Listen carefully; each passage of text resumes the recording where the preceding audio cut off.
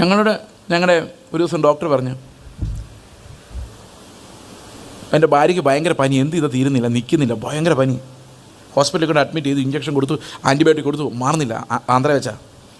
അപ്പോൾ ഡോക്ടർ ഞങ്ങൾ രണ്ടുപേരും റൂമിൽ വിളിച്ചിട്ട് പറഞ്ഞു, നിങ്ങളുടെ വീട്ടിൽ HIV ഉള്ളൊരു കൊച്ചുണ്ടല്ലേ? ഇവരുണ്ട്, ഒന്ന് പരിശോധിച്ച് നോക്കാം.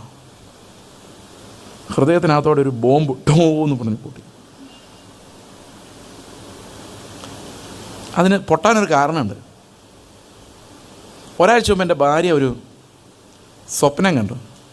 സ്വപ്നത്തിൽ ഡോക്ടർ എൻ്റെ ഭാര്യയോട് പറയാം, നിങ്ങൾക്ക് രണ്ടുപേർക്കും എയ്ഡ്സാ, അതുകൊണ്ട് നിങ്ങൾ രണ്ടുപേരും അധികം നാൾ ജീവിക്കില്ല എന്ന് സ്വപ്നത്തിൽ പറയാം. സ്വപ്നത്തിൽ. അപ്പോൾ സ്വപ്നത്തിൽ എൻ്റെ ഭാര്യ എന്നോടൊന്ന് പറയാണ്, നമുക്ക് എയ്ഡ്സ് ആണെന്ന് ഡോക്ടർ പറഞ്ഞു, HIV ആണെന്ന് പറഞ്ഞു. അപ്പോൾ ഞാൻ പറഞ്ഞു, എന്താ HIV ഉണ്ടെന്ന കുഴപ്പം? 10-15 വർഷക്കാലം കർത്താവിന് വേണ്ടി ജീവിക്കുക, ഏതായാലും 15 വർഷമൊക്കെ ജീവിക്കും. ജീവിച്ചൊരു 50 വയസ്സാണ്, നമുക്ക് അങ്ങനെ മരിക്കാം, അങ്ങനെ വലിയ കാര്യമൊന്നും. ഞാൻ സ്വപ്നത്തിലാട്ടോ, നേരിട്ട് അങ്ങനെ പറയാനുള്ള ഗട്ട്സൊന്നും ഇല്ല.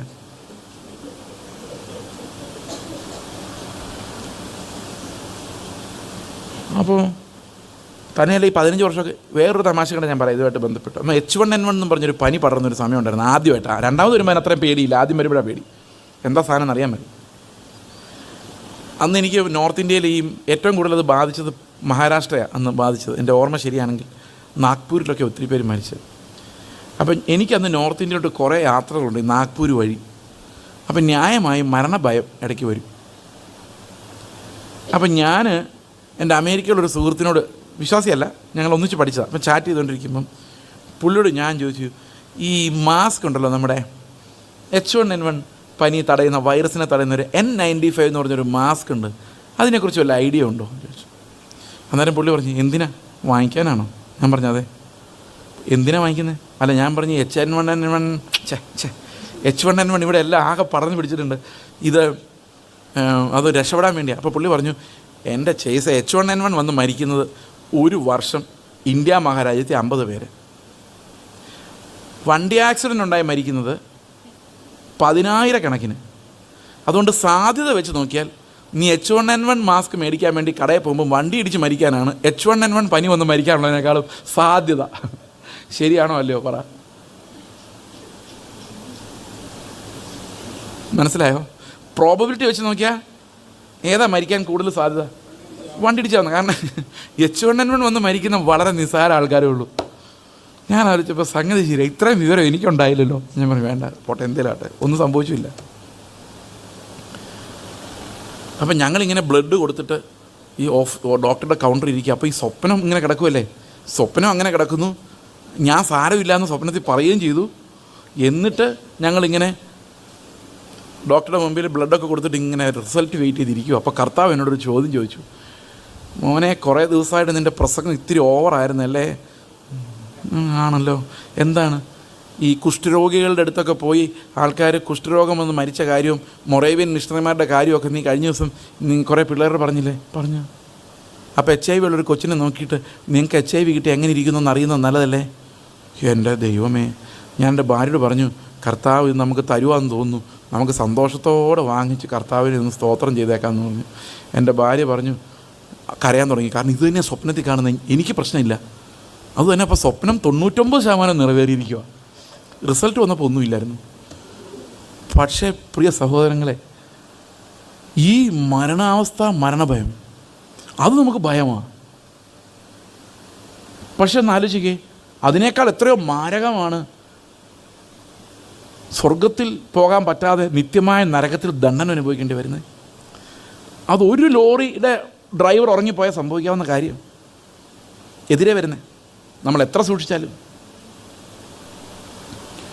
അപ്പോൾ ഒരു നിമിഷം കൊണ്ട് നരകത്തിലോട്ട് പോകുന്ന ഭയമില്ല. സ്വർഗത്തിൽ പോകുമെന്ന് ഉറപ്പില്ലാത്തവർ പാസ്റ്റർ ആമേൻ കർത്താവേ വരണമേ എന്ന് പറയുമ്പോഴേക്കും വേഗം വരണമെന്ന് പറയുന്നേക്കാം. ഒരുറപ്പും ഇല്ലാതാനും പോകുമെന്ന്. ഈ പോകുമെന്ന് ഉറപ്പില്ലാത്തവർ യേശു വേഗം വന്നിട്ട് അവർക്ക് എന്താ കാര്യം? ഞങ്ങളുടെ ഇടുക്കി ജില്ല ഇത് നല്ലപോലെ മഴ റോഡുകളെ ബാധിച്ചു. റോഡുകളെല്ലാം ഇടിഞ്ഞു പോവുകയും ചില റോഡുകളൊക്കെ പകുതിയൊക്കെ ഉണ്ടായിരുന്നുള്ളൂ. അപ്പോൾ ഞങ്ങൾ, എൻ്റെ വീട് രാജാക്കാടാണ്. രാജാക്കാട് നിന്ന് മുല്ലക്കാനം വഴി ഞങ്ങൾ ആനച്ചാലിലൊരു ചിത്രപുരത്തൊരു മീറ്റിങ്ങിന് വേണ്ടി പോകുന്ന വഴിക്ക് ഒരു ഓഡിറ്റ് കയറ്റം എന്ന് പറഞ്ഞൊരു കയറ്റമുണ്ട്, ഭയങ്കര ഷാർപ്പ് ടേൺ, ഒരു 85 ഡിഗ്രി കയറും ടൈപ്പ് കയറ്റം. അപ്പോൾ തുടങ്ങുന്നിടത്ത് അത്രയും കയറ്റമില്ല, പക്ഷെ അവിടെ റോഡ് സൈഡ് ഇടിഞ്ഞു പോയിരിക്കുക. അപ്പം കാറ് ഇറങ്ങില്ല, ബസ്സും ലോറിയൊക്കെ ഇറങ്ങും, വലിയ ടയർ ഇറങ്ങും, പക്ഷേ ചെറിയ ടയർ ഇറങ്ങത്തില്ല. ഞാനിങ്ങനെ ഞങ്ങൾ ചെല്ലലും പെട്ടെന്നൊരു ലോറി എതിരെ വന്നു, സൈഡ് കൊടുക്കാൻ പ്ലേസ് ഇല്ല. പുറകോട്ട് എടുക്കാമെന്ന് വിചാരിച്ച് പുറകോട്ട് ഒരു 50 മീറ്റർ പുറകോട്ട് എടുത്തു കഴിഞ്ഞാൽ വേറൊരു വഴിയെ പോവാം. ഇതൊരു വളവാണ്, പക്ഷേ ഇതിലേ പോവാം. പക്ഷേ റിവേഴ്സ് എടുക്കാൻ വേണ്ടി ഗിയർ മാറ്റലും ഒരു KSRTC വണ്ടി തൊട്ട് പുറകെ വന്ന് ഓണടി തുടങ്ങി. പുറകോട്ട് പോകാൻ അവന്മാർ സമ്മതിക്കുമോ? സമ്മതിക്കില്ല. ട്രാപ്ഡ്. മുമ്പോട്ട് പോകാൻ പ്ലേസും ഇല്ല, പുറകോട്ട് പോകാനും പറ്റില്ല. ലോറിക്കാർ ചീത്തയാണ്, കുഴിക്കകത്ത് ഇറക്കാൻ അവർ പറയുന്നത്. കുഴിക്കകത്ത് ഇറങ്ങിയാൽ കയറ്റാൻ പറ്റില്ലെന്ന് എനിക്കറിയാം. അപ്പം ഞാൻ ആലോചിക്കുക, കർത്താവേ ഈ വണ്ടിയായിട്ട് പോരണ്ടായിരുന്നു. ഒരു സാറ് ഇതേപോലെ ബൈബിൾ സ്റ്റഡിക്ക് പോകുന്നുണ്ടായിരുന്നു. ഇവരെ വീട്ടിൽ ഇരുത്തിയിട്ട് അവരുടെ കൂടെ ഞാനങ്ങ് പോയാൽ മതിയായിരുന്നു എന്ന് പറഞ്ഞാൽ ഈ കഷ്ടപ്പാട് ആരനുഭവിച്ചോണ്ടേനെ? അയാൾ അനുഭവിച്ചോണ്ടേനെ, പകരക്കാരൻ. അതുവരെ ഞാൻ എക്സ്പേർട്ട് ഡ്രൈവറാണ്, പക്ഷെ ഒരു പ്രതിസന്ധി വന്നപ്പം ഞാൻ എന്നേക്കാളും എക്സ്പേർട്ടായിട്ടുള്ള ഒരാളെ അന്വേഷിക്കുന്നത്. അപ്പം ഞാൻ ഒടിഞ്ഞു. അപ്പോൾ ഞാൻ ചിന്തിക്കുക, ആ മനുഷ്യനാണ് ഇതിലെല്ലാം വണ്ടി ഓടിച്ച് നല്ല പരിചയമാണ്, ഞാൻ വല്ലപ്പോഴും ഇവിടെ വരുന്നത്. അയാളായിരുന്നെങ്കിൽ ഇത് കയറ്റിക്കൊണ്ട് പോയതിനെ. ഈ സ്റ്റിയറിങ് ആർക്കെങ്കിലും കൊടുത്തേക്കായിരുന്നു, കാരണം ഞാൻ തോറ്റു. അപ്പോൾ എനിക്ക് ആര് വേണം? ഒരു പകരക്കാരൻ വേണം. ഞാൻ വിചാരിച്ചു ആ മലയുടെ മുകളിൽ ഒരു ബ്രദറുണ്ട്, ആ ബ്രദർ ഇറങ്ങി വന്നാലും മതിയായിരുന്നു. വിളിച്ചിട്ട് ഇറങ്ങി വരുമ്പോഴേക്ക് ഈ ലോറിക്കാർ നമ്മളെ സമ്മതിക്കുകയില്ല. അവസാനം ആ ലോറിക്കാരൻ ഒരുത്തൻ പുറകോട്ട് എടുത്തെടുത്ത് ലോറി കയറ്റത്തിലോട്ട് പുറകോട്ട് ഒരു വിധത്തിൽ എടുത്തെടുത്ത് ഒരു ഇത്തിരി സൈഡ് ഒടുക്കി തന്നു. രണ്ടും കൽപ്പിച്ച് കണ്ണടച്ച് പിടിച്ച് അതിലേക്ക് ഓടിച്ചു പോയി. നിങ്ങളൊന്ന് ആലോചിക്കേ, നമ്മളെപ്പം നമ്മുടെ സോളിൻ്റെ പവർ മുട്ടുന്നോ, തോറ്റുപോകുന്നോ, തകർക്കപ്പെടുന്നോ, നിവൃത്തിയില്ലായ്മ എപ്പം നമ്മൾ അനുഭവിക്കുന്നോ, അപ്പോൾ മാത്രമേ നമുക്കൊരു പകരക്കാരനെ അന്വേഷിക്കാൻ തോന്നുള്ളൂ. അല്ലാത്ത എല്ലാ സമയത്തും നമ്മൾ ഭയങ്കര മിടുക്കന്മാരാണ്. നമ്മുടെ കയ്യിലില്ലാത്ത ഉത്തരമില്ല, നമ്മുടെ കയ്യിലില്ലാത്ത സൊല്യൂഷൻസ് ഇല്ല, നമുക്കില്ലാത്ത ഐഡിയാസ് ഇല്ല. ഐഡിയാസ് എല്ലാം മുട്ടുമ്പം പറയും, കർത്താവേ ഞാൻ തോറ്റു. ആ പോയിന്റിലേക്ക് എത്രയും പെട്ടെന്ന് എത്തിയാൽ അത്രയും കൂടുതൽ കർത്താവിനെ അനുഭവിക്കാം. എനിക്ക് പകരം ക്രിസ്തു അവൈലബിൾ ആണ്, പക്ഷേ എനിക്ക് താല്പര്യമില്ല. കാരണം ക്രിസ്തു എനിക്ക് പകരം നിന്നാൽ എൻ്റെ ഈ യുദ്ധം ജയിക്കില്ല, ഞാൻ തോറ്റുപോകും. വേറെ രീതിയിൽ പറഞ്ഞാൽ, അമ്മാവൻ എവിടെ ഉണ്ട്? വീട്ടിൽ തന്നെ ഉണ്ട്. ഇപ്പോൾ രാവിലെ അമ്മാവൻ പോകാൻ നേരത്ത് ഈ സഹോദരി തീരുമാനിക്കുക, ഓ കർത്താവെ നീയാണ് എൻ്റെ പകരമെങ്കിൽ ഈ അമ്മാവനെ സ്നേഹിക്കണം. പക്ഷെ അമ്മാവനെ സ്നേഹിച്ച അമ്മാവൻ പിന്നെ വരും. നീ ആകുന്നതായിരുന്നു നല്ലത്, പക്ഷേ വേണ്ട, ഈ പ്രാവശ്യം കൂടെ ഞാൻ തന്നെ കൈകാര്യം ചെയ്തേക്കാം. കാരണം ഇതൊന്ന് തീരണമെങ്കിൽ ഞാൻ തന്നെ ഇടപെടണമല്ലോ. യേശു ഇടപെട്ട് കഴിഞ്ഞാൽ തീരില്ല. അതുകൊണ്ട് അമ്മാവനെ വിളിച്ചൊന്ന് ഉപദേശിച്ച് വിട്ടേക്കാം, ഇനി ഇങ്ങനെ അലഞ്ഞിരിഞ്ഞ് നടക്കരുത്. അപ്പോൾ പല സ്ഥലങ്ങളിൽ നമുക്ക് ക്രിസ്തു പകരക്കാരനായി വരുന്ന അത്ര ഇഷ്ടമില്ല. കാരണം നമ്മുടെ ആർഗ്യുമെൻറ്റ് തോറ്റുപോകും. നമ്മൾ ഭൂമിയിൽ ചിലപ്പം തോറ്റുപോയേക്കാം, ചിലപ്പം മിണ്ടാതെ നിൽക്കേണ്ടി വന്നേക്കാം, ചിലപ്പോൾ ആളുകൾ കളിയാക്കുമ്പം സഹിച്ച് സ്തോത്രം പറയേണ്ടി വന്നേക്കാം. ഒന്നും അത്ര ഇഷ്ടമല്ല. അതുകൊണ്ട് പല സ്ഥലത്തും ക്രിസ്തുവിന് പകരം നമ്മൾ തന്നെ അങ്ങ് ജീവിക്കുവാണെങ്കിൽ 2 വർത്താനം പറഞ്ഞങ്ങ് ഫിനിഷ് ചെയ്യാം. അല്ലെങ്കിൽ ആ മനസ്സിന് സമാധാനം കിട്ടുന്ന 2 വർത്താനം പറയും. ഇതൊന്നും കർത്താവ് അങ്ങനെയൊന്നും ആയിരിക്കില്ല. നമ്മൾ ആഗ്രഹിക്കുന്ന പോലെ ഒന്നും അല്ല കർത്താവ്. അപ്പം നമ്മുടെ ഈ ജഡം ആഗ്രഹിക്കുന്ന ഒരു പ്രവൃത്തിയിലോട്ടും കർത്താവ് വരില്ല. അപ്പം നമുക്ക് ഈ ജഡത്തിൽ ജീവിക്കുന്ന മനുഷ്യന് യേശു എനിക്ക് പകരം വരിക എന്ന് പറഞ്ഞാൽ ചിന്തിക്കാൻ പോലും പറ്റില്ല. അതേസമയത്ത് ശക്തനായ ഒരു മനുഷ്യൻ എൻ്റെ പകരം വരുവാണെങ്കിൽ ശരിയാണ്, നിരത്തിയിട്ട് പോകാം. പക്ഷേ കർത്താവ് അങ്ങനെയല്ല. പൂർണ്ണമായ ശക്തനാണെങ്കിലും അവൻ എപ്പോഴും സൗമ്യതയും താഴ്മയും അനുസരണവും ക്രൂശിനോളം അല്ലേ രോമം കത്തിരിക്കുന്നതിനിടയിൽ ആടിനെ പോലെ ചെന്ന് നിൽക്കുന്ന ആളാണ്. അപ്പോൾ ഒന്നും പറയാൻ പറ്റില്ല കർത്താവ്. അതുകൊണ്ട് കർത്താവ് എന്ന പകരക്കാരനെ നമ്മൾ ജീവിതത്തിൻ്റെ ഒത്തിരി ഘടകങ്ങളിൽ, ഒത്തിരി ഏരിയാസിൽ റിജക്റ്റ് ചെയ്തിട്ടുണ്ട്. ഒത്തിരി സ്ഥലങ്ങളിൽ അവൻ ഫിറ്റല്ലാതായിട്ടുണ്ട്. കാരണം അവിടെ എല്ലാം ഞാൻ ജയിക്കുന്ന എനിക്കിഷ്ടം. ഞാൻ ജയിക്കുന്ന ഇഷ്ടമുള്ള സ്ഥലങ്ങളിലെല്ലാം ഞാൻ മതി, എനിക്ക് യേശു മാത്രം പോരാ. എനിക്ക് വളരെ ഇഷ്ടപ്പെട്ട പറഞ്ഞ കാര്യം, യേശു മാത്രം ഉള്ളൂ എന്നുള്ളതൊരു വിലാപമല്ല, ഒരാനന്ദ നൃത്തമാണ്. യേശു മാത്രമേ ഉള്ളൂ എന്നുള്ളത് ശരിക്കും ഒരു വിലാപം ആയിട്ട് യേശു മാത്രം എനിക്കുള്ളൂ എന്നല്ല, യേശു മാത്രം എനിക്കുള്ളൂ എന്നുള്ളൊരു ആനന്ദ നൃത്തമാണ്. കാരണം എൻ്റെ ജീവിതത്തിലെ എല്ലാ വേക്കൻസികളും യേശു ഫില്ല് ചെയ്തിരിക്കുന്നതാണ് അതിനർത്ഥം. എനിക്ക് സന്തോഷം തരാവുന്ന എല്ലാ സോഴ്സുകളും യേശു എടുത്തിരിക്കുന്നു. That means he is my only joy. അവൻ മാത്രമാണ് എനിക്ക് ആനന്ദം തരുന്നതെന്നുള്ളതാണ്. അപ്പോൾ ക്രിസ്തു എനിക്ക് പകരക്കാരനായിട്ട് വരിക എന്ന് പറയുന്നത് നമുക്കെപ്പോഴും അക്സെപ്റ്റ് ചെയ്യാൻ പറ്റില്ല. അപ്പോൾ അതുകൊണ്ട് നമ്മൾ വിശ്വാസത്താൽ ജീവിക്കുന്നതിനേക്കാളും പലപ്പോഴും നമ്മൾ കാഴ്ചയിൽ ജീവിക്കുന്നതാണ് പ്രിയപ്പെടുന്നത്, ഇഷ്ടപ്പെടുന്നത് എന്നുള്ളതാണ് അതിൻ്റെ കാര്യം. അവിടെയാണ് നമ്മൾ wilful rejection of Christ life living. അതെല്ലാ വിശ്വാസിയിലും കുറച്ച് അവിശ്വാസമുണ്ട്. അത് ആ പഴയ ജഡം തകർന്നില്ലാതാകുന്നവരെയും ഇടയ്ക്കിടയ്ക്ക് അവിശ്വാസത്തിൻ്റെ പ്രവൃത്തികൾ നമ്മൾ ഇന്നുണ്ടായിക്കൊണ്ടിരിക്കും. ബുദ്ധിയുണ്ടെന്ന് ഞാൻ വിചാരിക്കുന്ന പഴയ ജഡം, കാര്യങ്ങൾ തീർക്കാൻ എനിക്കറിയാം എന്ന് വിചാരിക്കുന്ന പഴയ ജഡം, പ്രശ്നങ്ങൾ പരിഹരിക്കാൻ എനിക്ക് വിവരമുണ്ട് എന്ന് വിചാരിക്കുന്ന ആ പഴയ ജഡം തകർന്നു തീരാതെ, അത് പൊട്ടിത്തീരാതെ, അത് തകർന്നു തീരാതെ നമുക്ക് ക്രിസ്തുവിനോടുള്ള ആ റെസിസ്റ്റൻസ്, ആ പ്രതിരോധം നമ്മളിന്ന് പോവുകയില്ല. ഞാൻ പറയുന്നത് നിങ്ങൾക്ക് മനസ്സിലാവുന്നുണ്ടെന്ന് ഞാൻ വിചാരിക്കുന്നു. ഞാൻ എന്ന വ്യക്തി ഓരോ ദിവസവും മരണത്തെ ഏറ്റു പറഞ്ഞ് അത് ഫങ്ഷൻ ചെയ്യാത്ത അവസ്ഥയിലേക്ക്, ഞാൻ ഫങ്ഷൻ ചെയ്യാത്ത ഒരവസ്ഥയിലേക്ക് വരുന്നതാണ് ശരിക്കുള്ള വിശുദ്ധീകരണം. അവിടെ ക്രിസ്തു മാത്രം മതി. കാരണം എല്ലായിടത്തും അവനെ കൊണ്ട് നമ്മൾ തൃപ്തരായിരിക്കും. യേശുവിനെ കൊണ്ട് നമ്മൾ തൃപ്തരാകുന്ന, മതി ഓ കർത്താവേ നീ മാത്രം മതി എന്ന് പറയുന്നൊരു ലെവൽ നമ്മൾ വരുമ്പം അവിടെ ഞാൻ എന്നോട് മരിക്കും, എൻ്റെ ആഗ്രഹങ്ങളോട് മരിക്കും, എൻ്റെ തീരുമാനങ്ങളോട് മരിക്കും, ഞാൻ എന്താകണമെന്ന് ആഗ്രഹിക്കുന്നു അതിനോടെല്ലാം മരിക്കും. പിന്നെ എനിക്ക് ആകെ ഒരു ലക്ഷ്യം ഉണ്ടാവുള്ളൂ, കർത്താവേ നീ എന്ത് ആണ് അതുപോലെ ഞാനും ആകാൻ നിൻ്റെ പിന്നാലെ ഞാൻ വരും. അപ്പോൾ ഇവിടെ ആ wilful rejection of Jesus life, യേശുവിൻ്റെ ജീവൻ്റെ മനഃപൂർവ്വമായ നിരാസം പലപ്പോഴും നമ്മൾ ഒത്തിരി ജ്ഞാനമുള്ളവർക്കാണ് ആ നിരാസം ഉണ്ടാകുന്നത്. ഞാനിപ്പോൾ എബ്രായ ഭാഷയും ഗ്രീക്ക് ഭാഷയൊക്കെ പഠിച്ചൊരു എക്സിജിറ്റ് ആണെങ്കിൽ ഇങ്ങനൊന്നും ആയിരിക്കില്ല പ്രസംഗിക്കുന്നത്. അതിൻ്റെ വ്യാഖ്യാനം, അതിൻ്റെ കോണ്ടെക്സ്റ്റ്, അതിൻ്റെ ആ പശ്ചാത്തലം, ഈ പശ്ചാത്തലം, ഈ ബൈബിൾ പഠനം എന്ന് പറഞ്ഞിരുന്ന ഏറ്റവും കൂടുതൽ ആളുകൾ ബൈബിളിനെ കുറിച്ചുള്ള പഠനമാണ്. അത് പശ്ചാത്തലത്തിൽ അങ്ങനെയായിരുന്നു, റോമ ഗവൺമെൻറ് ഇങ്ങനെയായിരുന്നു എന്നൊക്കെ പറഞ്ഞു. ഒരു പ്രയോജനമില്ല, വെറുതെ സമയം കളയാന്നുള്ളതേ ഉള്ളൂ. നിങ്ങൾക്കറിയാമോ, ഒരു ധനവാനായ മനുഷ്യൻ യേശുവിനെ അനുഗമിക്കാൻ ചെന്നു. യേശു അവനോട് പറഞ്ഞു, ഒരു കുറവ് നിനക്കുണ്ട്. കുറേ സംസാരിച്ച ശേഷമാണ്, വിശദീകരിക്കുന്നില്ല, നീ നിനക്കുള്ളതെല്ലാം വിറ്റ് ദരിദ്രന് കൊടുത്തിട്ട് എന്നെ അനുഗമിക്കാം എന്ന് പറഞ്ഞു. അവിടെ എഴുതിയിരിക്കുന്നവൻ വളരെ സ്വത്തുള്ളവനായതുകൊണ്ട് ദുഃഖിച്ച് കടന്നുപോയി. അപ്പോൾ അവന് പെട്ടെന്ന് കാര്യം മനസ്സിലായി. ഈ സുവിശേഷത്തിൻ്റെ ഒരു പ്രശ്നം എന്ന് പറഞ്ഞാൽ പെട്ടെന്ന് കാര്യം മനസ്സിലാവും. ഈ ഭഗവത്ഗീതയും ഉപനിഷത്തൊക്കെ വായിക്കുന്ന പോലെ ഒത്തിരി ഗുരുക്കന്മാരുടെ ഒന്നും ആവശ്യമില്ല, വായിക്കുമ്പോഴേ മനസ്സിലാവും. അതാണ് ഇതിൻ്റെ പ്രശ്നം. മനസ്സിലായില്ല എന്ന് പറയാനും പറ്റില്ല, ഒന്നും കൂടെ എക്സ്പ്ലെയിൻ ചെയ്യാനും പറയാൻ പറ്റില്ല. വായിക്കുമ്പോഴങ്ങ് മനസ്സിലായി പോവുക. ഈ വായിക്കുമ്പോഴേ മനസ്സിലായി പോയാൽ അപകടം, അനുസരിക്കേണ്ടി വരും. മനസ്സിലായില്ലെങ്കിൽ അതിനെക്കുറിച്ചൊരു പുസ്തകം എഴുതിയാൽ മതി. വേറെ ഏത് മതത്തിലാണെങ്കിൽ യേശു പറഞ്ഞൊരു വാക്യത്തെക്കുറിച്ചൊരു പുസ്തകം എഴുതിയാൽ, പക്ഷേ ഇത് പുസ്തകമൊന്നും എഴുതാനില്ല. നിനക്കുള്ളതെല്ലാം വിറ്റ് ദരിദ്രർ കൊടുത്തിട്ട് എങ്ങനെ? Simple commandment. എന്ത് ചെയ്യും? അത് കഴിഞ്ഞപ്പോൾ നമ്മുടെ തിയോളജന്മാരിരുന്ന് ആലോചിച്ചപ്പം ഇതിനകത്ത് രക്ഷപ്പെടണം. കാരണം ഇത്ര ഡയറക്റ്റായിട്ടൊരു കമാൻഡ് വന്നാൽ നമ്മൾ എന്ത് ചെയ്യും? അവർ പറഞ്ഞു, യെരൂശലേം ദേവാലയത്തിന് സൂചിക്കുഴ എന്ന് പറഞ്ഞൊരു വാതിലുണ്ട്. ഇപ്പോൾ യേശു പറഞ്ഞില്ലേ, ധനവാൻ ദൈവരാജ്യത്തിൽ കിടക്കുന്നതിനേക്കാളും ഭേദം ഒട്ടകം സൂചിക്കുഴയുടെ പോകുന്നു. അങ്ങനെ നമ്മുടെ തിയോളജന്മാരെല്ലാം കൂടി ഇരുന്നൊരു സൂചിക്കുഴ എന്ന് പറഞ്ഞൊരു വാതിൽ കണ്ടുപിടിച്ചു. ആ വാതിലിൽ കൂടെ ഒട്ടകങ്ങൾ കിടക്കണമെങ്കിൽ അതെല്ലാം അൺലോഡ് ചെയ്തിട്ട് കുനിഞ്ഞ് ആ സ്കില്ലോടുകൂടിയുള്ള ഒരാൾക്ക് മാത്രമേ അതിലേക്ക് കയറ്റാൻ പറ്റുള്ളൂ. അങ്ങനെ കഷ്ടിച്ച് ധനവാൻ അതിലേക്ക് കയറി പൊക്കോളൂന്നാക്കി. സത്യത്തിൽ അങ്ങനൊരു വാതിലൊന്നും അവിടെ ഇല്ല. സൂചിക്കുഴ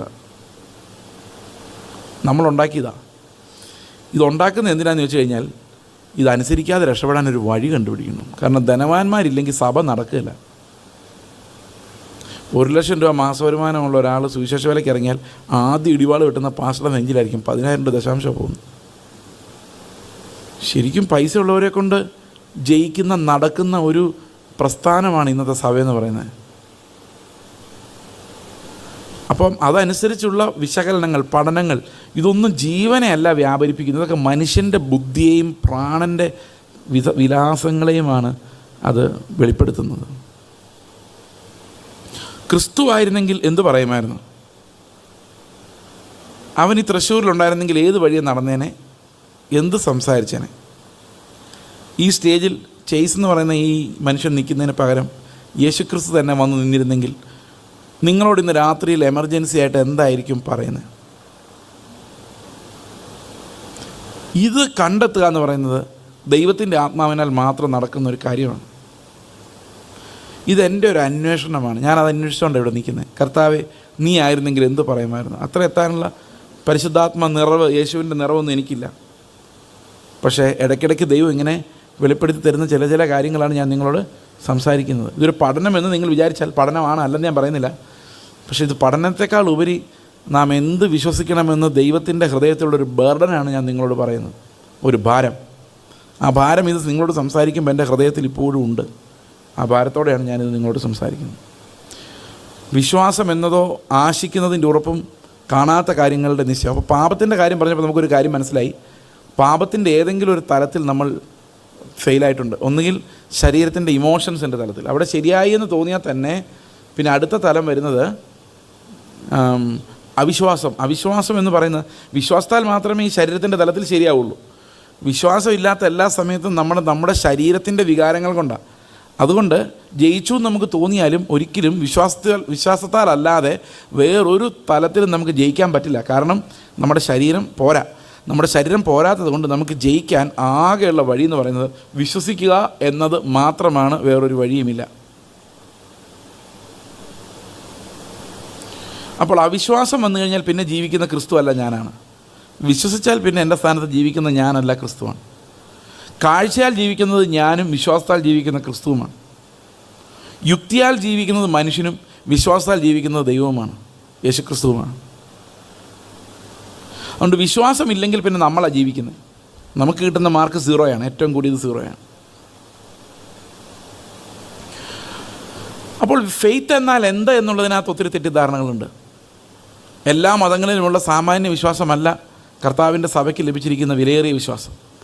ഈ വിലയേറിയ വിശ്വാസം ക്രിസ്തുവിൽ നമ്മുടെ തിരഞ്ഞെടുപ്പിനെക്കുറിച്ചും നമ്മുടെ നിത്യജീവനെക്കുറിച്ചും നമുക്കായി അവൻ സഹിച്ച കഷ്ടപ്പാടുകളെക്കുറിച്ചും നമ്മുടെ പാപത്തിൻ്റെ ശിക്ഷ ഒഴിവായി പോയത് എങ്ങനെയെന്നും നമ്മളെങ്ങനെ നീതിയുടെ ദാസന്മാരായി തീരുമെന്നൊക്കെ വിശദീകരിക്കുന്ന, മനസ്സിലാക്കി തരുന്ന ദൈവത്തിൻ്റെ കാഴ്ചകൾ, ദൈവരാജ്യത്തിൻ്റെ കാഴ്ചകൾ, നിത്യതയുടെ കാഴ്ചകൾ നമ്മെ കാണിച്ചു തരുന്ന, കണ്ണു തുറക്കുന്ന ആ ഒരു കാര്യത്തെയാണ് നമ്മൾ വിശ്വാസം എന്ന് പറയുന്നത്. വിശ്വാസം എന്നതോ ആശിക്കുന്നതിൻ്റെ ഉറപ്പും കാണാത്ത കാര്യങ്ങളുടെ നിശ്ചയമാകുന്നു. അപ്പോൾ രാവിലെ നമ്മൾ കണ്ടു, ക്രിസ്തുയേശുവിൽ നമ്മൾ അവനോടുകൂടെ മരിച്ചു, അവനോടുകൂടെ കുഴിച്ചിടപ്പെട്ടു. ക്രിസ്തുയേശുവിൽ നമ്മൾ പുനരുത്ഥാനം ചെയ്തു, സ്വർഗത്തിൽ നമ്മൾ ഇരുത്തിയിരിക്കുന്നു. എഫെസ്യർ 2:6, കൊളോസ്യർ 3:1 അല്ലേ? ക്രിസ്തുവിനോടുകൂടെ നാം ഉയർത്തെഴുന്നേറ്റിരിക്കുന്നുവെങ്കിൽ ക്രിസ്തു ദൈവത്തിൻ്റെ വലതുഭാഗത്തിരിക്കുന്ന ഇടമായ ഉയരങ്ങളിലുള്ളത് അന്വേഷിപ്പിൻ. അപ്പോൾ ഉയരങ്ങളിലുള്ളത് അന്വേഷിക്കുന്നതിനെക്കുറിച്ച് പറഞ്ഞുകൊണ്ടാണ് നമ്മൾ ഇന്ന് ഉച്ചയ്ക്ക് അവസാനിപ്പിച്ചത്. നമ്മുടെ ജീവിതത്തിൽ ആരെ കണ്ടുമുട്ടിയാലും ഏതവസ്ഥയിലൂടെ പോയാലും ഭൂമിയിൽ അതെങ്ങനെയാണെന്നുള്ളതല്ല, ഉയരത്തിൽ ഇതിൻ്റെ പ്രതിഫലം എന്താണെന്ന് നമ്മൾ അന്വേഷിക്കേണ്ടത്. ഞാൻ ജീവിക്കുമ്പോൾ എനിക്കൊരു പ്രതിഫലവും മുകളിലില്ല. പക്ഷേ വിശ്വാസത്താൽ എനിക്ക് പകരം ക്രിസ്തു ജീവിക്കുമ്പോൾ ഞാൻ വലിയ മഹത്വത്തിലേക്കും കൃപയിലേക്കുമാണ് പോകുന്നത്. അപ്പോൾ ഉയരത്തിലേക്ക് നോക്കി ജീവിക്കുന്ന ഒരാൾ എന്ന് പറഞ്ഞാൽ, വേറൊരു ഭാഷയിൽ പറഞ്ഞാൽ, എനിക്ക് പകരം ക്രിസ്തു ജീവിക്കട്ടെ എന്ന് ആഗ്രഹിക്കുന്ന, ഞരങ്ങുന്ന ഒരാളാണ് എപ്പോഴും ഉയരത്തിലേക്ക് നോക്കുന്ന ആളെന്ന് പറയുന്നത്. ഉയരത്തിലെ പ്രതിഫലം നോക്കിയാണ് നമ്മൾ ജീവിക്കുന്നതെങ്കിൽ നമ്മുടെ ജീവിതം അതിന് പര്യാപ്തമല്ല. നമ്മളിലൂടെ കർത്താവായ യേശുക്രിസ്തുവിൻ്റെ ജീവിതത്തിലേക്ക് നമ്മൾ കടന്നു ചെല്ലണം. അവൻ നമ്മളിലൂടെ ജീവിക്കണം, വർത്തമാനം പറയണം, നടക്കണം, സംസാരിക്കണം, ഇടപെടണം, സ്നേഹിക്കണം, കരുതണം. ഈ ജീവൻ, ആത്മാവിൽ നിന്ന് വരുന്ന പുതിയ ജീവൻ, യേശുവിൻ്റെ സ്വരൂപത്തോട് അനുരൂപരാകാൻ സൃഷ്ടിക്കപ്പെട്ടിരിക്കുന്ന പുതിയ ജീവൻ, പുതിയ പ്രകൃതം, ക്രൂശിൽ തറയ്ക്കപ്പെട്ടു എന്ന് ഞാൻ വിശ്വസിച്ച് ഉപേക്ഷിക്കുന്ന പഴയ പ്രകൃതത്തിന് പകരം പുതിയ പ്രകൃതം.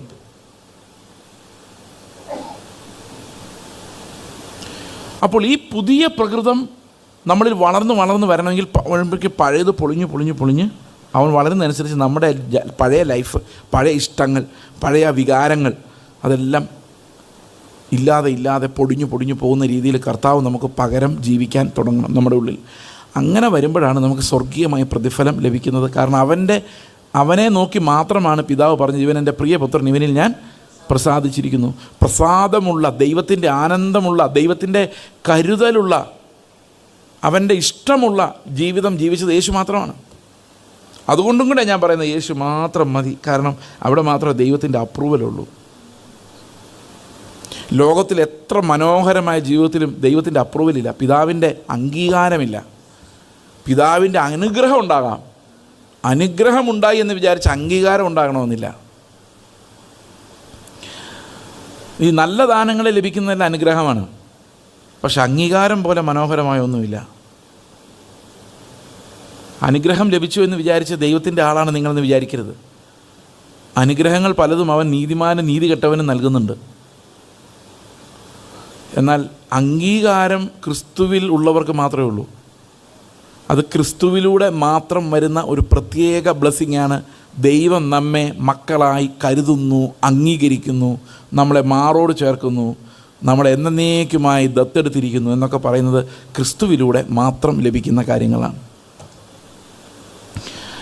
അപ്പോൾ ക്രിസ്തു യേശുവിൽ നാം മരിച്ചു. അവൻ്റെ ക്രൂശിൽ നമ്മുടെ പഴയ മനുഷ്യൻ, പഴയ പ്രകൃതം തകർക്കപ്പെട്ടു.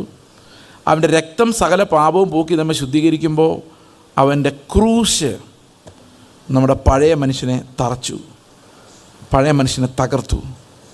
ഓരോ ദിവസവും ആ ക്രൂശ് നമ്മുടെ ക്രൂശുമായി, നമുക്ക് ദൈവം തരുന്ന ചെറിയ ചെറിയ ക്രൂശുകളുമായി നമ്മൾ നടക്കുമ്പോൾ ആ പഴയ മനുഷ്യൻ, തകർന്ന ആ പഴയ മനുഷ്യൻ ഓരോ ദിവസവും മരണത്തിൻ്റെ കൂട്ടായ്മയിലേക്ക്, അവൻ്റെ മരണത്തിൻ്റെ പങ്കാളിത്തത്തിലേക്ക്, യേശുവിൻ്റെ കൂടെ മരിച്ച ആ പ്രകൃതം ഓരോ ദിവസത്തെയും ക്രൂശ് എടുക്കുന്നതിലൂടെ മരിച്ച് മരിച്ച് മരിച്ച് മരിച്ച് മരണത്തിൻ്റെ പങ്കുപറ്റി നമ്മൾ ഈ ലോകത്തുനിന്ന് മാറ്റപ്പെടുമ്പോൾ നമ്മുടെ ഈ പഴയ മനുഷ്യൻ പൂർണ്ണമായിട്ടും അസ്തമിക്കുന്ന രീതിയിൽ ഒരു വിശുദ്ധീകരണമാണ് ദൈവം നമുക്ക് ചെയ്യുന്നത്. നമ്മൾ ഈ ലോകത്ത് ജീവനോടിരിക്കുമ്പോൾ ഒരിക്കലും അത് പൂർണ്ണമാകുന്നില്ല. എന്നാൽ മരിക്കുന്ന സമയത്ത് എവിടെ വെച്ചാണോ നമ്മൾ മരിക്കുന്നത് അവിടെ വെച്ച് നമ്മുടെ വിശുദ്ധീകരണത്തെ പൂർണ്ണമായതായി കർത്താവ് പ്രഖ്യാപിക്കുന്നു.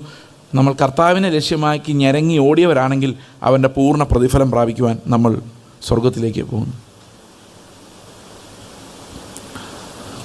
ഇവിടെ നമ്മൾ രാവിലെ കണ്ടത് യേശുവിൻ്റെ മരണത്തെയും പുനരുത്ഥാനത്തെയും കുറിച്ചാണ്. എന്നാൽ ഇന്ന് നമ്മൾ ഇപ്പോൾ ഈവനിങ്ങിൽ കാണാൻ പോകുന്ന ഒരൊറ്റ വിഷയം, യേശു ക്രിസ്തുവിൽ ഞാനുണ്ട്. യേശു ക്രിസ്തുവിൽ ഞാനുണ്ട് എന്ന് പറയുന്നത് എന്നു തൊട്ടുണ്ട്, എപ്പോൾ മുതലുണ്ട്? നമ്മൾ ഇന്നലെ കണ്ടു അല്ലേ? എപ്പം മുതലുണ്ട്? ഇന്ന് രാവിലെ കണ്ടു. എപ്പം മുതൽ ക്രിസ്തുവിൽ നമ്മളുണ്ട്? സമയമുണ്ടാകുന്നതിന് മുൻപ് തൊട്ടുണ്ട്. അപ്പോൾ നമ്മളിവിടെ കാണുന്ന ഒരു പുതിയ കാര്യം എന്ന് പറഞ്ഞാൽ ഇന്ന് കാണാൻ പോകുന്ന കാര്യം, യേശു ക്രിസ്തു മരിക്കുമ്പോൾ നമ്മൾ അവനിലുണ്ടായിരുന്നുവെന്നും യേശു ക്രിസ്തു പുനരുത്ഥാനം ചെയ്തപ്പോൾ നമ്മൾ അവനിലുണ്ടായിരുന്നുവെന്നും നമുക്ക് ഒരു പക്ഷേ മനസ്സിലായി കാണുമായിരിക്കാം. എന്നാൽ യേശു ക്രിസ്തു ഈ ഭൂമിയിൽ അനുസരണം തികച്ച് ന്യായപ്രമാണത്തെ പൂർത്തിയാക്കുമ്പോൾ നമ്മൾ എവിടെ ഉണ്ടായിരുന്നു എന്നുള്ളൊരു ചോദ്യം അവശേഷിക്കുന്നു. അവിടെയും നമ്മൾ യേശുവിലുണ്ടായിരുന്നു എന്നാണ് നമ്മൾ ഇന്ന് രാവിലെ സൂചിപ്പിച്ചത്. കാരണം നമ്മുടെ പൂർവ്വപിതാക്കന്മാർ നമുക്കായി അധ്വാനിച്ചപ്പോൾ നമ്മൾ അവരുടെ കടിപ്രദേശത്ത് ഉണ്ടായിരുന്നു എന്ന് പറഞ്ഞാൽ from them we were born. അതുകൊണ്ട് അവർ അധ്വാനിക്കുന്ന സമ്പത്തിലെല്ലാം നമുക്ക് അവകാശമുണ്ട്. അതുകൊണ്ടാണ് അവകാശമുള്ളത്. എൻ്റെ വല്യപ്പൂപ്പൻ അധ്വാനിച്ച് വേർത്ത് മണ്ണിൽ പണിയെടുക്കുമ്പോൾ ഞാൻ അവൻ്റെ അകത്തുണ്ട്. അതുകൊണ്ട് അവൻ സമ്പാദിക്കുന്ന മുഴുവൻ ആർക്കും കൂടെ ഉള്ളതാണ്, എനിക്കും കൂടെ ഉള്ളതാണ്. അപ്പോൾ യേശു ക്രിസ്തു അധ്വാനിക്കുമ്പോൾ, കഷ്ടം സഹിച്ച് അനുസരണം പൂർത്തിയാക്കുമ്പോൾ, അവൻ വിശുദ്ധിയെ തികയ്ക്കുമ്പോൾ അവനിൽ ഞാനുണ്ട് എങ്കിൽ ഞാൻ അതിനെല്ലാം അവകാശിയാണ്. കർത്താവിൻ്റെ നീതിക്കും തേജസ്സിനും വിശുദ്ധീകരണത്തിനുമെല്ലാം ഞാൻ അവകാശിയായി മാറുന്നത് അവൻ അത് തികയ്ക്കുമ്പോൾ ഞാൻ അവനിൽ ഉണ്ടായിരുന്നു എന്നുള്ളത് കൊണ്ടാണ്. യോഹന്നാന്റെ സുവിശേഷം 17:19 പറയുന്നത്, അവരും, അതായത് ആരെല്ലാം എന്നിലുണ്ടോ അവരെല്ലാവരും, അവരും സാക്ഷാൽ വിശുദ്ധീകരിക്കപ്പെട്ടവർ ആക്കേണ്ടതിന് ഞാൻ അവർക്ക് വേണ്ടി എന്നെ തന്നെ വിശുദ്ധീകരിക്കുന്നു. അപ്പോൾ അവകാശം ഇവർക്കെല്ലാം ലഭിക്കേണ്ടതിന് ആരാണ് ഈ അവര്? 20-ാം വാക്യം. ഇവർക്ക് വേണ്ടി മാത്രമല്ല, ഇവരല്ല അവർ, ഇവർക്ക് വേണ്ടി മാത്രമല്ല, ഇവരുടെ വചനത്താൽ എന്നിൽ വിശ്വസിപ്പാനിരിക്കുന്നവർക്ക് വേണ്ടിയും ഞാൻ അപേക്ഷിക്കുന്നു. അപ്പോൾ നമ്മളെല്ലാവരും ചേരുന്ന ഒരവരുണ്ട് യേശുവിൻ്റെ മുമ്പിൽ. അവർ വിശുദ്ധീകരിക്കപ്പെടാൻ, അതായത് ആരെല്ലാം ഉണ്ടോ അവരെല്ലാം വിശുദ്ധീകരിക്കപ്പെടാൻ, ആരെല്ലാം വിശ്വസിപ്പാനിരിക്കുന്നുണ്ടോ അവരെല്ലാവരും വിശുദ്ധീകരിക്കപ്പെടുവാൻ ഞാൻ എന്നെ തന്നെ വിശുദ്ധീകരിക്കുന്നു എന്ന് പറഞ്ഞാൽ അവർക്ക് അവകാശം ലഭിക്കുവാൻ, അല്ലേ? വിശ്വസിക്കുന്നവരെല്ലാം ദൈവം മുന്നറിഞ്ഞ് കർത്താവിൽ തിരഞ്ഞെടുത്തു. ആ തിരഞ്ഞെടുത്ത മക്കൾ വിശുദ്ധീകരിക്കപ്പെടുവാൻ വേണ്ടി കർത്താവ് താൻ വിശുദ്ധീകരിച്ചു. അപ്പോൾ അവൻ്റെ അധ്വാനം മുഴുവൻ ഫലം ആർക്ക് വരുന്നത്? അവൻ്റെ ഉള്ളിൽ. അവൻ കടിപ്രദേശം എന്ന് പറയരുത്, അത് ബയോളജിക്കൽ ബർത്താണ്. വിശ്വാസത്താൽ അവനിലുള്ളവരിലെല്ലാം വ്യാപരിക്കത്തക്ക രീതിയിൽ ഒരു വലിയ ധനമാണ് കർത്താവ് ഈ ലോകത്ത് സമ്പാദിച്ചത്. നമുക്കിവിടെ കർത്താവിന് പകരം ജീവിക്കാൻ എന്ത് ധനം വേണോ, എന്തുമാത്രം സ്നേഹം നമ്മുടെ ഉള്ളിൽ വേണോ, എന്തുമാത്രം കരുണ നമ്മളുടെ ഉള്ളിലുണ്ടാകണോ, ഇതെല്ലാം കർത്താവ് നമുക്ക് വേണ്ടി സമ്പാദിച്ചു വെച്ചു എന്നുള്ളതാണ്. മനസ്സിലാവുന്നുണ്ടോ പറയുന്നത്? അപ്പോൾ ഈ സമ്പാദ്യം കർത്താവ് നമുക്ക് വേണ്ടി എങ്ങനെ സമ്പാദിച്ചു? What were Jesus doing? What was he doing while he was on the earth? അവൻ എങ്ങനെയാണ് ആ കഷ്ടം സഹിച്ചത്? അതെന്ത് റോളായിരുന്നു? എന്താണ് അവൻ ചെയ്തത്? നമുക്ക് എബ്രായ ലേഖനം 5-ാം അധ്യായത്തിൻ്റെ 7-ാം വാക്യം, 7, 8, 9 വാക്യങ്ങൾ വായിക്കാം. Hebrews chapter 5 versus 7, 8, 9. ആ ആ ഉറച്ച നിലവിളിയോടും കണ്ണുനീരോടും കൂടെ അപേക്ഷയും അഭയാചനയും കഴിക്കുകയും ഭയഭക്തി നിമിത്തം ഉത്തരം ലഭിക്കുകയും ചെയ്തു.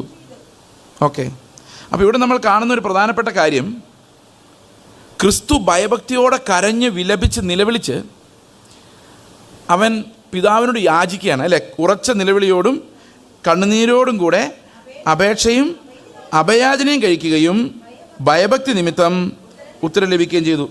ഓക്കെ, ഇവിടെ നമ്മൾ കാണുന്നത് കർത്താവ് കാണിക്കുന്ന ഭയഭക്തി, കരച്ചിൽ, നിലവിളി, ഉറച്ച നിലവിളി, അല്ലേ? ഈ ഉറച്ച നിലവിളി, കണ്ണുനീര്, അത് ശരിക്കും പ്രിയ സഹോദരങ്ങളെ ഇത് ചിന്തിക്കാൻ പറ്റുന്നതിനപ്പുറത്തുള്ള ഒരു കാര്യമാണ്. ദൂതന്മാരുടെ ആരാധന സ്വീകരിച്ചുകൊണ്ടിരുന്ന പുത്രനായ ദൈവം ഈ ഭൂമിയിലൂടെ അലഞ്ഞ് നടന്ന് നിലവിളിക്കുക എന്ന് പറയുന്ന കാഴ്ച, ഒരുപക്ഷെ നിങ്ങൾക്കത് എങ്ങനെയാണ് അത് മനസ്സിലാക്കുന്നതെന്ന് എനിക്കറിയില്ല. അതിൻ്റെ ഡെപ്ത് എന്താ, അതിൻ്റെ ഇൻറ്റൻസിറ്റി എന്താ. അവൻ തൻ്റെ ഐഹിക ജീവിതകാലത്ത് തന്നെ മരണത്തിൽ നിന്ന് രക്ഷിപ്പാൻ കഴിയുന്നവനോട്, ഈ ഒരു വാക്യം പലരും ഒത്തിരി മിസ്ഇൻ്റർപ്രറ്റ് ചെയ്യാതിരിക്കാൻ പറ്റുകയില്ല. അതിൻ്റെ കാര്യം എന്താണെന്ന് വെച്ച് കഴിഞ്ഞാൽ എളുപ്പമല്ല അത് വ്യാഖ്യാനിക്കാൻ. ആ ഭാഗം എനിക്കൊന്ന് ബൈബിളിൽ ഏറ്റവും ടഫായിട്ടുള്ള, വ്യാഖ്യാനിക്കാൻ ഏറ്റവും പ്രയാസമുള്ളൊരു ഭാഗമാണ്. അത് 11-ാം വാക്യത്തിൽ അത് വിശദീകരിച്ചിട്ടുണ്ട്. വായിച്ച് നോക്കി, 11-ാം വാക്യം വായിച്ച്, ഇതേക്കുറിച്ച് ഞങ്ങൾക്ക് വളരെ പറയുവാനുണ്ട്, എങ്കിലും നിങ്ങൾ കേൾപ്പാൻ മാന്ദ്യമുള്ളവരായി തീർന്നുകൊണ്ട് തെളിയിക്കാൻ പറ്റത്തില്ല, അത്ര കഠിനമാണിത്. അതായത് ശിഷ്യൻ്റെ ചെവി ഇല്ലാത്ത ഒരാൾക്കും മനസ്സിലാകാത്ത രീതിയിലാണ് ഈ വാക്യം പ്ലേസ് ചെയ്യപ്പെട്ടിരിക്കുന്നത്. അതുകൊണ്ട് ചെവി മന്ദമായി പോയാൽ കേൾപ്പാൻ ചെവിയില്ലാത്ത ആർക്കും കേൾക്കാൻ പറ്റാത്ത രീതിയിലാണ് ആ വാക്യത്തിൻ്റെ ഘടന, ആ വാക്യത്തിൻ്റെ പ്രയോഗം. അതുകൊണ്ട് അവിടെ പൗലോസ് എന്ന് ഞാൻ പറയുന്നത്, പൗലോസോ അല്ലെങ്കിൽ ആരെങ്കിലും അത് എഴുതിയ ഏത് ശിഷ്യനായാലും അവർക്കൊരു വേദനയുണ്ടുള്ളിൽ. ഇത് എല്ലാവരും മനസ്സിലാക്കാൻ പോകുന്നില്ല എന്ന് അവർക്കറിയാം. കാരണം ഇതൊരു ഇത്തിരി മാർമികമായ കാര്യമാണ്. തമിഴ് ബൈബിളിൽ ഈ 11-ാം വാക്യം എങ്ങനെയാണെന്നറിയോ?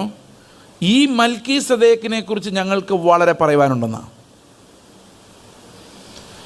ഈ മൽക്കീസദേക്കിനെ കുറിച്ച് ഞങ്ങൾക്ക് വളരെ പറയുവാനുണ്ട്, പക്ഷെ പറയാൻ പറ്റത്തില്ല. കാരണം മൽക്കീസദേക്കിനെ കുറിച്ചും ക്രിസ്തുവിനെ കുറിച്ചും പറയുന്നതിലൊരു ലിമിറ്റേഷൻ ബൈബിൾ വെച്ചിട്ടുണ്ട്. ഇവിടെ എന്താണ് ഈ കരച്ചിൽ? അവിടെ നമ്മൾ യേശുവിൻ്റെ ആ കരച്ചിലിനെ കുറിച്ച് കാണുന്നത്, ക്രിസ്തു തൻ്റെ ഐഹിക ജീവിതകാലത്ത് തന്നെ മരണത്തിൽ നിന്ന് രക്ഷിപ്പാൻ കഴിയുന്നുണ്ട്. അപ്പോൾ ഒരു മരണം മുമ്പിലുണ്ട്, അതിനെ കർത്താവ് ഭയപ്പെട്ടിരുന്നു. അതുകൊണ്ടാണ് മരണത്തിൽ തന്നെ രക്ഷിപ്പാൻ കഴിയുന്നവനോട് ഉറച്ച നിലവിളി നിലവിളിച്ചത്. ഉറച്ച നിലവിളി എന്ന് പറഞ്ഞാൽ എന്തെന്നറിയോ? ആ നിലവിളി നിങ്ങൾ കേട്ടിട്ടുണ്ടാവില്ല, ഞാനും കേട്ടിട്ടില്ല, പക്ഷേ എനിക്ക് സങ്കല്പിക്കാൻ പറ്റും. ഒരു അതിഭയങ്കരമായൊരു കരച്ചിൽ, മരണത്തിൽ നിന്ന് രക്ഷിക്കണേ എന്ന് പറഞ്ഞൊരു കരച്ചിൽ. തന്നെ രക്ഷിക്കാൻ കഴിയുന്നവനോട് ഉറച്ച നിലവിളിയോടും കണ്ണുനീരോടും കൂടെ. നമുക്ക് ഈ കണ്ണുനീര് വരാൻ തന്നെ എന്ത് പാടാ. നിലവിളിയോടും കണ്ണുനീരോടും കൂടെ അപേക്ഷയും അഭയാചനയും കഴിക്കുകയും, അഭയം തരണേ എന്നുള്ള യാചന, അപേക്ഷയും കഴിക്കുകയും, പുത്രനായതുകൊണ്ടല്ല ഭയഭക്തി നിമിത്തം ഉത്തരം ലഭിക്കുകയും ചെയ്തു. അപ്പം ഞാൻ ഒത്തിരി ആലോചിച്ചു, കർത്താവ് എന്ത് മരണത്തെ നീ പേടിച്ചത്? എന്തായാലും ശാരീരിക മരണം യേശുവിന് ഉണ്ടാകുമായിരുന്നു, അതിനുവേണ്ടിയാണ് കർത്താവ് വന്നതും.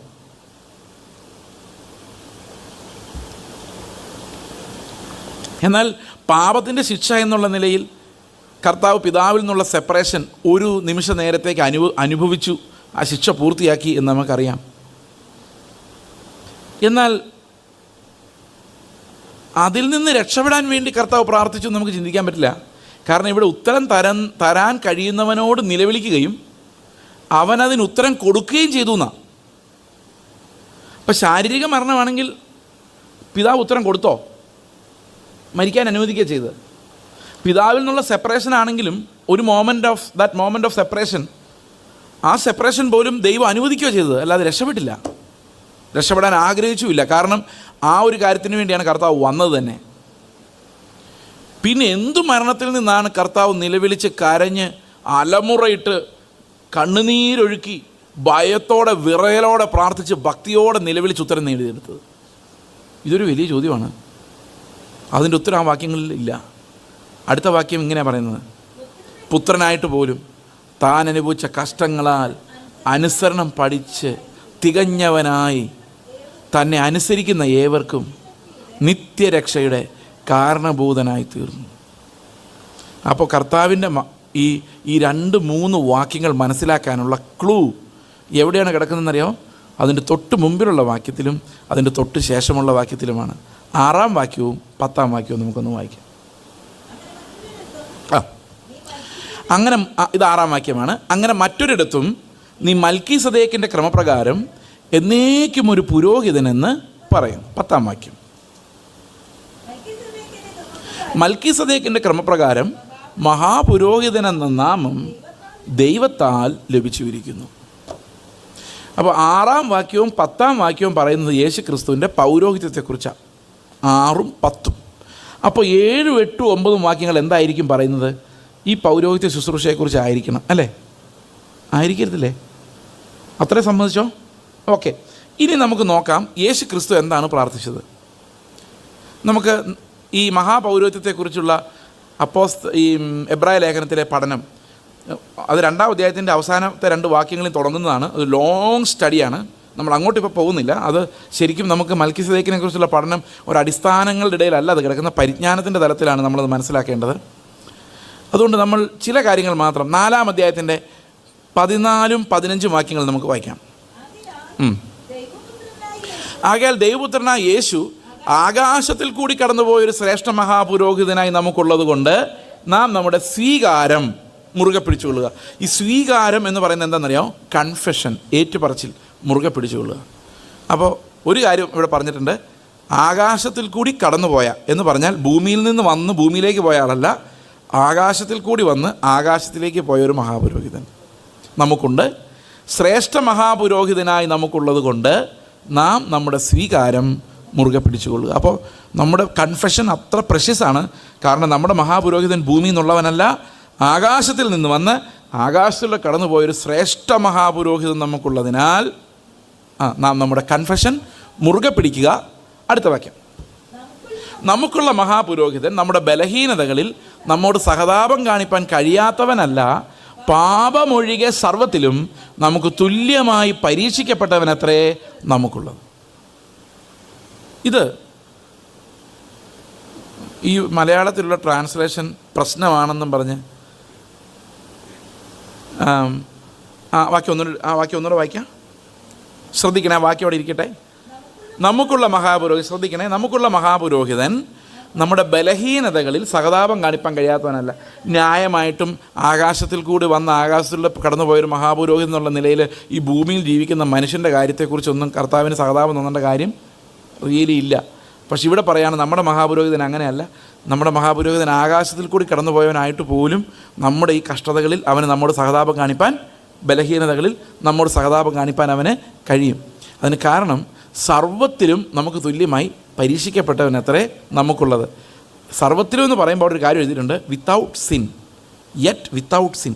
ഈ പാപമൊഴികെ, അത് ലിറ്ററൽ ട്രാൻസ്ലേഷൻ നമ്മൾ കിങ് ജെയിംസ് വേർഷൻ, പഴയ King James Version, English version, അതിൻ്റെ ലേറ്റസ്റ്റ് ആയിട്ടുള്ള അതിൻ്റെ അതേ സ്ട്രീമിലുള്ള ഏറ്റവും പുതിയ ട്രാൻസ്ലേഷനാണ് ESV, ഇംഗ്ലീഷ് സ്റ്റാൻഡേർഡ് വേർഷൻ. അത് ആണിപ്പോൾ ബൈബിൾ സൊസൈറ്റിക്കാർ കൊടുക്കുന്ന ഇംഗ്ലീഷ് ബൈബിൾ. ആ ESV നോക്കിയാലും കിങ് ജെയിംസ് വേർഷൻ ബൈബിൾ നോക്കിയാലും അതിനകത്ത് എഴുതിയിരിക്കുന്നത് എങ്ങനെയാണെന്ന് ചോദിച്ചു കഴിഞ്ഞാൽ, he was tempted in every way as we were yet without sin എന്നാണ്. എങ്കിലും പാപം കൂടാതെ എന്നാണ്. ഇത് NIV പോലുള്ള ട്രാൻസ്ലേറ്റേഴ്സ് ട്രാൻസ്ലേറ്റ് ചെയ്തപ്പോൾ, ന്യൂ ഇൻ്റർനാഷണൽ വേർഷൻ, അങ്ങനെ ട്രാൻസ്ലേഷൻ ഉണ്ട്, വളരെ പോപ്പുലർ ആയിട്ടുള്ള ട്രാൻസ്ലേഷനാണ്.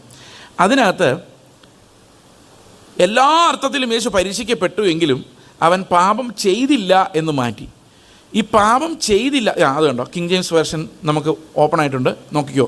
Four we have not an high priest which cannot be touched with the feeling of our infirmities, but was in all points tempted like as we are yet without sin. Yet he was without sin പോലും അല്ല, yet without sin, പാപം കൂടാതെ. ഇത് നമുക്ക് മനസ്സിലാക്കാൻ എളുപ്പമല്ല. പക്ഷെ ഒരു കാര്യം നമുക്കറിയാം, നമ്മുടെ എല്ലാ പരീക്ഷകളിലും കർത്താവ് നമുക്ക് തുല്യമായി തന്നെ ഒരു മനുഷ്യൻ നേരിടുന്ന പോലെ അവൻ്റെ മനുഷ്യത്വത്തിൽ പൂർണ്ണമായി നേരിട്ടു. അവിടെ എല്ലാം ജയിക്കുകയും ചെയ്തു. ദൈവത്വം അതിനായി അവൻ ഉപയോഗിച്ചില്ല. പക്ഷെ അവൻ മനുഷ്യത്വത്തിൽ അത് നേരിടുന്ന ഒരു സെക്കൻഡിൽ പോലും അവൻ്റെ ഹൃദയത്തിലോ ഉള്ളിലോ പാപം കരുതപ്പെട്ടിട്ടില്ല. ഡിഡ് നോട്ട് സിൻ എന്ന് പറയുമ്പോഴുള്ള പ്രോബ്ലം, അവൻ ചിന്തിച്ചു, ആലോചിച്ചു, നോക്കി, വേണ്ട, ചെയ്തില്ല എന്ന് തീരുമാനിച്ചു എന്ന് മാത്രമേ ഉള്ളൂ. അപ്പോൾ ഹൃദയത്തിൽ പാപം വന്നോ ഇല്ലയോ?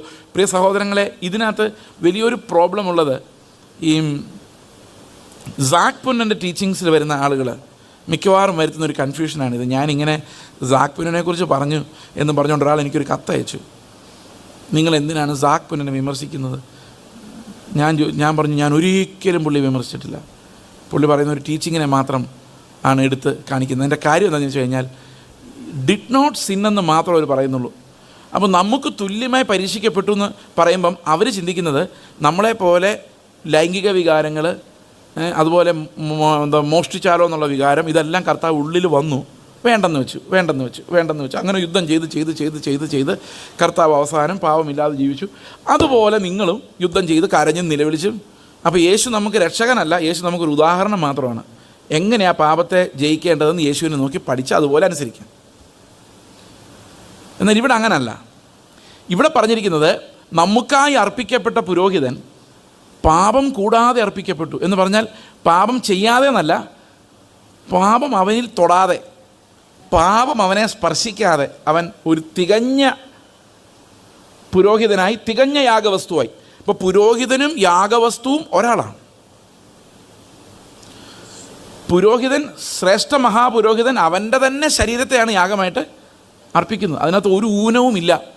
അപ്പോൾ പിശാചിൻ്റെ മുമ്പിലേക്ക് ദൈവത്തിൻ്റെ ആത്മാവ് പറഞ്ഞു വിടുമ്പോൾ, യേശുവിനെ പറഞ്ഞു വിടുമ്പോൾ, പിശാചിനോട് പറയുന്നത്, കഴിയുമെങ്കിൽ ഇവനെ കൊണ്ട് പാപം ചെയ്യിപ്പിക്കാനല്ല, നീ നോക്ക്, ഞാൻ ഒരുക്കി വച്ചിരിക്കുന്ന യാഗവസ്തു ഇതെങ്ങനെയുണ്ട് എന്ന് പരിശോധിക്കാനാണ് വിട്ടുകളയുന്നത്. It's actually a testing of who Christ is. Okay, അപ്പോൾ ഇവിടെ നോക്ക്, യെറ്റ് വിത്തൗട്ട് സിൻ. ഞാൻ പറഞ്ഞു വരുന്ന ഇതാണ്, ആകാശത്തിൽ കൂടി കടന്നുപോയൊരു മഹാപുരോഹിതൻ എന്നുള്ള നിലയിൽ അവൻ നമുക്ക് തുല്യമായി പരീക്ഷിക്കപ്പെട്ടതുകൊണ്ടാണ് അവൻ എന്തുള്ളത്? നമ്മളോട് സിമ്പതിയുള്ളത്. ഇത്രയും മനസ്സിലായല്ലോ? എന്തുകൊണ്ടാണ് അവന് നമ്മളോട് സിമ്പതിയുള്ളത്? നമ്മളെപ്പോലെ ബലഹീനരായതുകൊണ്ടല്ല, നമുക്ക് തുല്യമായി പരീക്ഷിക്കപ്പെട്ടതുകൊണ്ടാണ്. എന്നാൽ 5:1 വായിച്ചു നോക്കി. 5:1 മുതൽ, മനുഷ്യരുടെ ഇടയിൽ നിൽക്കുന്ന ഏതു പുരോഹിതനും പാപങ്ങൾക്കായി വഴിപാടും യാഗങ്ങളും അർപ്പിപ്പാൻ ദൈവകാര്യത്താൽ മനുഷ്യർക്ക് വേണ്ടി നിയോഗിക്കപ്പെടാം. മനുഷ്യരുടെ ഇടയിൽ നിൽക്കുന്ന ഏതു പുരോഹിതനും എങ്ങനെയാ? പാപങ്ങൾക്കായി വഴിപാടും യാഗവും അർപ്പിപ്പാൻ ദൈവകാര്യത്തിൽ മനുഷ്യർക്കായി നിയമിക്കപ്പെടുന്നു. അടുത്ത വാക്യം, ഇത് കണ്ടോ, ഇതാണ് വ്യത്യാസം. യേശുവിനെ കുറിച്ച് പറയുമ്പോൾ അവൻ ആകാശത്തോടെ പോയി എന്ന് പറഞ്ഞിട്ട് ഇവിടെ പറയണം, മനുഷ്യരുടെ ഇടയിൽ നിൽക്കുന്ന പുരോഹിതൻ്റെ പ്രത്യേകത, അവൻ ബലഹീനതയുള്ളവനാണ്. അതുകൊണ്ട് അവർക്കും എന്തുണ്ട്? സഹതാപമുണ്ട്. ആരോട്? വഴിതെറ്റി പോകുന്നവരോടും അറിവില്ലാത്തവരോടും. ആർക്ക് സഹതാപമുണ്ട്? മനുഷ്യരുടെ ഇടയിൽ നിൽക്കുന്ന പുരോഹിതന് സഹതാപമുണ്ട്. എന്തുകൊണ്ടുണ്ട്? അവനും അതുപോലെ തന്നെയാണ്. ഞാൻ അമ്മാവൻ്റെ കഥ പറഞ്ഞ ഓർമ്മയുണ്ടോ? അമ്മാവൻ്റെ കഥ പറഞ്ഞപ്പോൾ ഞാൻ പലപ്പോഴും പറഞ്ഞില്ലേ, വന്ന് കയറിയല്ലോ. ഇതൊക്കെ ആ സഹോദരിയുടെ ഉള്ളിൽ കൂടെ പോകുമെന്ന് എനിക്കെങ്ങനെ മനസ്സിലാകുന്നത്? എനിക്കും അങ്ങനത്തെ ഒരു മനസ്സുണ്ട്, അതുകൊണ്ടാണ് മനസ്സിലാകുന്നത്. നമ്മൾ ഓരോരുത്തരുടെ ചിന്തകളിലൂടെ കടന്നു പോകുന്ന എക്സാമ്പിൾ കേൾക്കുമ്പോൾ നിങ്ങൾ ഞെട്ടിപ്പോയില്ല, ഇതെങ്ങനെ ഞങ്ങളുടെ ഹൃദയത്തിൽ ഇരിക്കുന്ന ഈ മനുഷ്യൻ അറിഞ്ഞു എന്ന്? ആ മനുഷ്യൻ്റെ തന്നെ ഈ മനുഷ്യനും എല്ലാം കണക്കാ. അപ്പോൾ എനിക്ക് നിങ്ങൾക്ക് എന്താ അങ്ങനെ ചിന്ത വന്നതെന്ന് എനിക്കറിയാം, കാരണം ഞാനും അതേ ബലഹീനതകളുള്ളവനാണ്. അപ്പോൾ മനുഷ്യരുടെ ഇടയിൽ നിൽക്കുന്ന ഏത് പുരോഹിതനും എന്തുണ്ട്? അവർക്ക് സിമ്പതിയുണ്ട്. എങ്ങനെ സിമ്പതി ഉണ്ടായത്? ഇവനും അതേ സാധനം തന്നെയാണ്, ഇവനും ബലഹീനൻ തന്നെയാണ്. അപ്പോൾ ബലഹീനന്മാരോടും വഴിതെറ്റിപ്പോകുന്നവരോട് സിമ്പതി ഉള്ളവരാണ് മഹാപുരോഹിതനായിട്ട് നിയമിക്കുന്നത്. അപ്പോൾ നിങ്ങൾ ആർക്കെങ്കിലും വേണ്ടി മധ്യസ്ഥ അണയ്ക്കുമ്പോൾ ഓർത്തോ, പുരോഹിതൻ്റെ സ്ഥാനത്താണ് നിൽക്കുന്നതെങ്കിൽ, മഹാപുരോഹിതൻ ക്രിസ്തു മാത്രമേ ഉള്ളൂ. ഈ രാജകീയ പുരോഹിതവർഗമായിട്ട് നമ്മൾ ആർക്കെങ്കിലും വേണ്ടി പ്രാർത്ഥിക്കുമ്പോൾ ഓർത്തോ, അവനോട് കരുണയും സഹതാപവും ഇല്ല, ഉള്ളിൽ ദേഷ്യവും വൈരാഗ്യമാണെങ്കിൽ പ്രാർത്ഥിച്ചിട്ടൊരു കാര്യമില്ല. കാരണം ഇടിവിൽ നിൽക്കുന്നവനുണ്ടാകേണ്ട ഇടിവിൽ നിൽക്കുന്ന ക്രിസ്തു മാത്രമേ ഉള്ളൂ നമുക്കറിയാം. വേറൊരാൾക്ക് വേണ്ടി പ്രാർത്ഥിക്കുമ്പോൾ കർത്താവ് നമ്മളിൽ നിന്ന് പ്രതീക്ഷിക്കുന്ന ഏറ്റവും മിനിമം കാര്യം എന്ന് പറയുന്നത് അവനോടൊരു സിമ്പതിയാണ്. ആ സിമ്പതിയിൽ നിന്നല്ലാത്ത ഒരു പ്രാർത്ഥനയും കർത്താവ് ഒരു മധ്യസ്ഥ പ്രാർത്ഥനയായിട്ടും അംഗീകരിക്കാൻ പോകുന്നില്ല. നരേന്ദ്രമോദിക്ക് വേണ്ടി പ്രാർത്ഥിക്കുന്ന കർത്താവേ, നരേന്ദ്രമോദിയോട് സിമ്പതിയും സ്നേഹവും ഇല്ലെങ്കിൽ പ്രാർത്ഥിക്കരുത്, ഒരു പ്രയോജനമില്ല. അപ്പോൾ മനുഷ്യരുടെ നിന്ന് എടുക്കുന്ന പുരോഹിതൻ മനസ്സിലാക്കണം, ഞാനും അവനെ പോലെ ബലഹീനനാണ്. അതുമാത്രമല്ല, അടുത്ത വാക്യം, താനും ബലഹീനത പൂണ്ടവനാകയാൽ അറിവില്ലാത്തവരോടും വഴിതെറ്റിപ്പോകുന്നവരോടും സഹതാപം കാണിപ്പാൻ കഴിയുന്നവനും. അടുത്ത വാക്യം, ബലഹീനത നിമിത്തം ജനത്തിനു വേണ്ടി എന്ന പോലെ തനിക്ക് വേണ്ടിയും പാപയാഗം അർപ്പിക്കേണ്ടിയവനുമാകുന്നു. യേശു ആണല്ലോ വിത്തൗട്ട് സിൻ എന്ന് എഴുതിയേക്കുന്നത് അല്ലേ. മനുഷ്യരുടെ ഇടയിൽ നിൽക്കുന്ന പുരോഹിതനോ വിത്ത് സിന്ന. അപ്പോൾ അവൻ പാപയാഗം അർപ്പിക്കുമ്പോഴും യേശുക്രിസ്തു പാപയാഗം അർപ്പിക്കുമ്പോഴും ഒരു പ്രത്യേകതയുണ്ട്. എന്താ പ്രത്യേകത എന്നറിയോ? ബലഹീനത പൂണ്ടവനാകിയാൽ മനുഷ്യൻ ഈസ് വിത്ത് സിൻ. അപ്പോൾ അവൻ പാപയാഗം അർപ്പിക്കുമ്പോൾ അവൻ്റെ പാപം അർപ്പിക്കണം, ജനത്തിന് വേണ്ടി അർപ്പിക്കണം. പക്ഷേ യേശുക്രിസ്തു പാപയാഗം അർപ്പിക്കുമ്പം ആർക്ക് വേണ്ടി മാത്രം അർപ്പിച്ചാൽ മതി? മനുഷ്യർക്ക് വേണ്ടി മാത്രം അർപ്പിച്ചാൽ മതി. മനസ്സിലായോ? ഇനി ആ മഹാപുരോഹിത പ്രാർത്ഥന ഒന്ന് ശ്രദ്ധിച്ചേ. ഏത് മരണത്തെയാണ് കർത്താവ് ഭയപ്പെട്ടതെന്ന് ഒന്നാലോചിച്ച് നോക്കി. ഒന്നുകൂടെ വായിച്ചു നോക്കി. 7-8 5:7-8. ക്രിസ്തു തൻ്റെ ഐഹിക ജീവിതകാലത്ത് ഇതൊരു മഹാപുരോഹിത പ്രാർത്ഥനയാണെന്ന് മനസ്സിലായോ? ഈ മഹാപുരോഹിതൻ്റെ അപേക്ഷയിൽ നമ്മൾ യോഹന്നാൻ്റെ സുവിശേഷം 17-ാം അധ്യായം വായിക്കുമ്പോൾ ഇത് തന്നെ നമുക്ക് മനസ്സിലാകുന്നുണ്ട്. മഹാപുരോഹിതൻ്റെ അപേക്ഷയിൽ മഹാപുരോഹിതനല്ല, നമ്മളാണ് ഉള്ളത്. ഈ യോഹന്നാൻ്റെ 17 ശ്രദ്ധിച്ച് നോക്കി. ആദ്യത്തെ 5 വാക്യങ്ങളിൽ കർത്താവിനെക്കുറിച്ചാണ് പറയുന്നത്. കർത്താവിനെക്കുറിച്ച് അതിനുള്ള പ്രാർത്ഥനയാണ്. അവിടെ മെയിനായിട്ട് ഒരൊറ്റ പ്രാർത്ഥനയേ ഉള്ളൂ. യോഹന്നാൻ 17:5 വായിച്ചേ. മഹാപുരോഹിതൻ്റെ പ്രാർത്ഥന അത് ഒരു പ്രാർത്ഥന. ഇപ്പോൾ പിതാവേ, ലോകമുണ്ടാകും മുൻപേ എനിക്ക് നിൻ്റെ അടുക്കലുണ്ടായിരുന്ന മഹത്വത്തിൽ എന്നെ നീ മഹത്വപ്പെടുത്തണമേ. അപ്പോൾ ലോകമുണ്ടാകുന്നതിന് മുമ്പ് എന്ത് സംഭവിച്ചെന്നറിയോ? ഈ കർത്താവ് ആ മഹത്വം മാറ്റിവെച്ച് നമുക്ക് വേണ്ടി ഭൂമിയിലേക്ക് ഇറങ്ങി വന്നു. ഇപ്പോൾ തിരിച്ച് ചെല്ലുമ്പോൾ കർത്താവ് ചോദിക്കുകയാണ്, ലോകമുണ്ടാകുന്നതിന് മുമ്പ് എനിക്ക് പിതാവിൻ്റെ അടുക്കലുണ്ടായിരുന്ന മഹത്വത്തിൽ എന്നെ നീ മഹത്വപ്പെടും. 22-ാം വാക്യം വായിച്ചേ. നീ എനിക്ക് തന്നിട്ടുള്ള മഹത്വം അതേത് മഹത്വമാണ്? 2 മഹത്വം കണ്ടോ? ഈ മഹത്വം എന്ന വാക്ക് ശ്രദ്ധിച്ച് നമുക്ക് ഒത്തിരി കാര്യങ്ങൾ മനസ്സിലാവും. ശരിക്കും പറഞ്ഞാൽ ഇത് കണ്ണുനീരോടല്ലാതെ ഹൃദയം തകർന്നല്ലാതെ വായിക്കാൻ പറ്റില്ല. കർത്താവ് നമുക്ക് വേണ്ടി ചെയ്തെന്താന്ന്. അവൻ ആ മഹത്വം ഇറക്കി വെച്ച് ഈ ഭൂമിയിലേക്ക് വരുമ്പോൾ ഉണ്ടല്ലോ, അവനെ കാണുന്നവർ അവൻ മഹത്വത്തോടെ ഇറങ്ങി വന്നിരുന്ന ബോധം കിട്ടി വീഴുമായിരുന്നു. അതുകൊണ്ട് കർത്താവ് ഈ ഭൂമിയിലേക്ക് വന്നപ്പോൾ അവൻ്റെ മഹത്വത്തെ എങ്ങനെ വെളിപ്പെടുത്തിയെന്നറിയാമോ? എങ്ങനെ വെളിപ്പെടുത്തിയത്? കൃപയും സത്യവും നിറഞ്ഞവനായിട്ടാണ് വെളിപ്പെടുത്തിയത്. യോഹന്നാൻ 1:14 പറയുന്നു. ഇംഗ്ലീഷിൽ വായിക്കുക. യോഹന്നാൻ 1:14 ഇംഗ്ലീഷും കൂടെ ചേരുന്ന വേർഷൻ ആരെങ്കിലും ഇംഗ്ലീഷിൽ വായിക്കും. 4:14 വചനം ജഡമായി തീർന്നു, കൃപയും സത്യവും നിറഞ്ഞവനായി നമ്മുടെ ഇടയിൽ പാർത്തു, ഞങ്ങൾ അവൻ്റെ തേജസ് അപ്പോൾ പിതാവിൽ ഏകജാതനായവൻ്റെ തേജസ്സായി കണ്ടു. ഇംഗ്ലീഷ് വായിക്കുക. And the word was made flesh. വചനം ജഡമായി തീർന്നു. And dwelt among us. ഞങ്ങളുടെ ഇടയിൽ പാർത്തു. And we beheld his glory. ഞങ്ങൾ അവൻ്റെ തേജസ്സിനെ കണ്ടു. The glory as of the only begotten of the father. പിതാവിൽ നിന്ന് ഏകജാതനായവൻ്റെ തേജസ്സായി കണ്ടു. Full of grace and truth. എങ്ങനെയാണ് തേജസ് കണ്ടത്? കൃപയും സത്യവും നിറഞ്ഞതായിട്ടാണ് കണ്ടത്. ഈ ബ്യൂട്ടി എന്താണെന്നറിയോ? കൃപയുടെയും സത്യത്തിൻ്റെയും ബ്യൂട്ടി. ഞാൻ രാവിലെ നിങ്ങളോട് പറഞ്ഞു, ശരിയും സത്യവും തമ്മിൽ വ്യത്യാസമുണ്ട്. ശരി എന്ന് പറയുന്നത് മാറിക്കൊണ്ടിരിക്കും. 1996 ജനുവരി 1-ാം തീയതി ഞാൻ CMS കോളേജിൽ പഠിക്കുന്ന സമയമാണ്. എനിക്ക് ഓർമ്മയുണ്ട് ശരിക്കും. പഴയ കാര്യങ്ങൾ ഓർമ്മയുള്ളൂ, പുതിയ കാര്യങ്ങളൊന്നും ഓർമ്മയില്ല. ദ ഹിന്ദു ന്യൂസ് പേപ്പർ അത് അന്ന് എൻ്റെ ഒരു പ്രാണവായുമായിരുന്നു. 92 തൊട്ട് വായിക്കാൻ തുടങ്ങിയൊരു സാധനം അത്. ഈ ജനുവരി 1-ാം തീയതി അവർക്ക് ഫോളിയോ എന്നും പറഞ്ഞൊരു കൾച്ചറൽ മാഗസിൻ, അതിൻ്റെ ഫ്രണ്ട് പേജിലൊരു കഥയുണ്ടായിരുന്നു. ആ കഥ ഇതാണ്. ഒരു ബ്രാഹ്മിൻ പെൺകുട്ടി,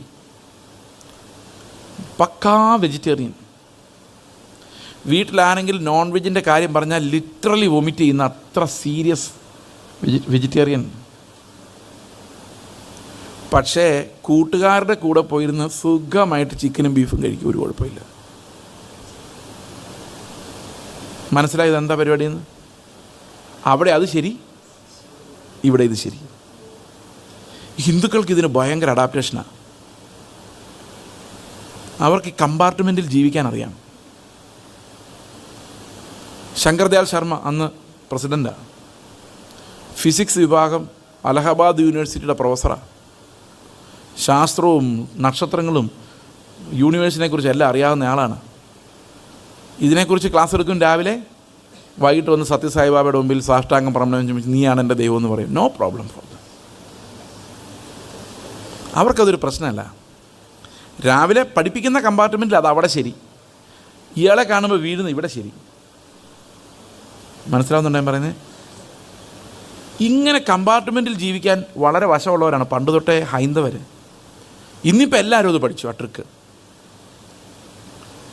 പ്രാർത്ഥിക്കേണ്ടപ്പോൾ നമ്മൾ ഭയങ്കര പ്രാർത്ഥനയാണ്, പക്ഷെ അത് ഏതെങ്കിലും കമ്പാർട്ട്മെൻറ്റ് രാവിലെ ബൈബിൾ വായിച്ചു, ഇന്നിപ്പോൾ അരമണിക്കൂർ ബൈബിൾ വായിക്കാൻ കർത്താവ് സഹായിച്ചു ബ്രദറെ, കുറച്ച് നേരം ഇന്ന് പ്രാർത്ഥിച്ചു, സമാധാനം, ഇനി നാളെ വരെ ഫ്രീ ആയി.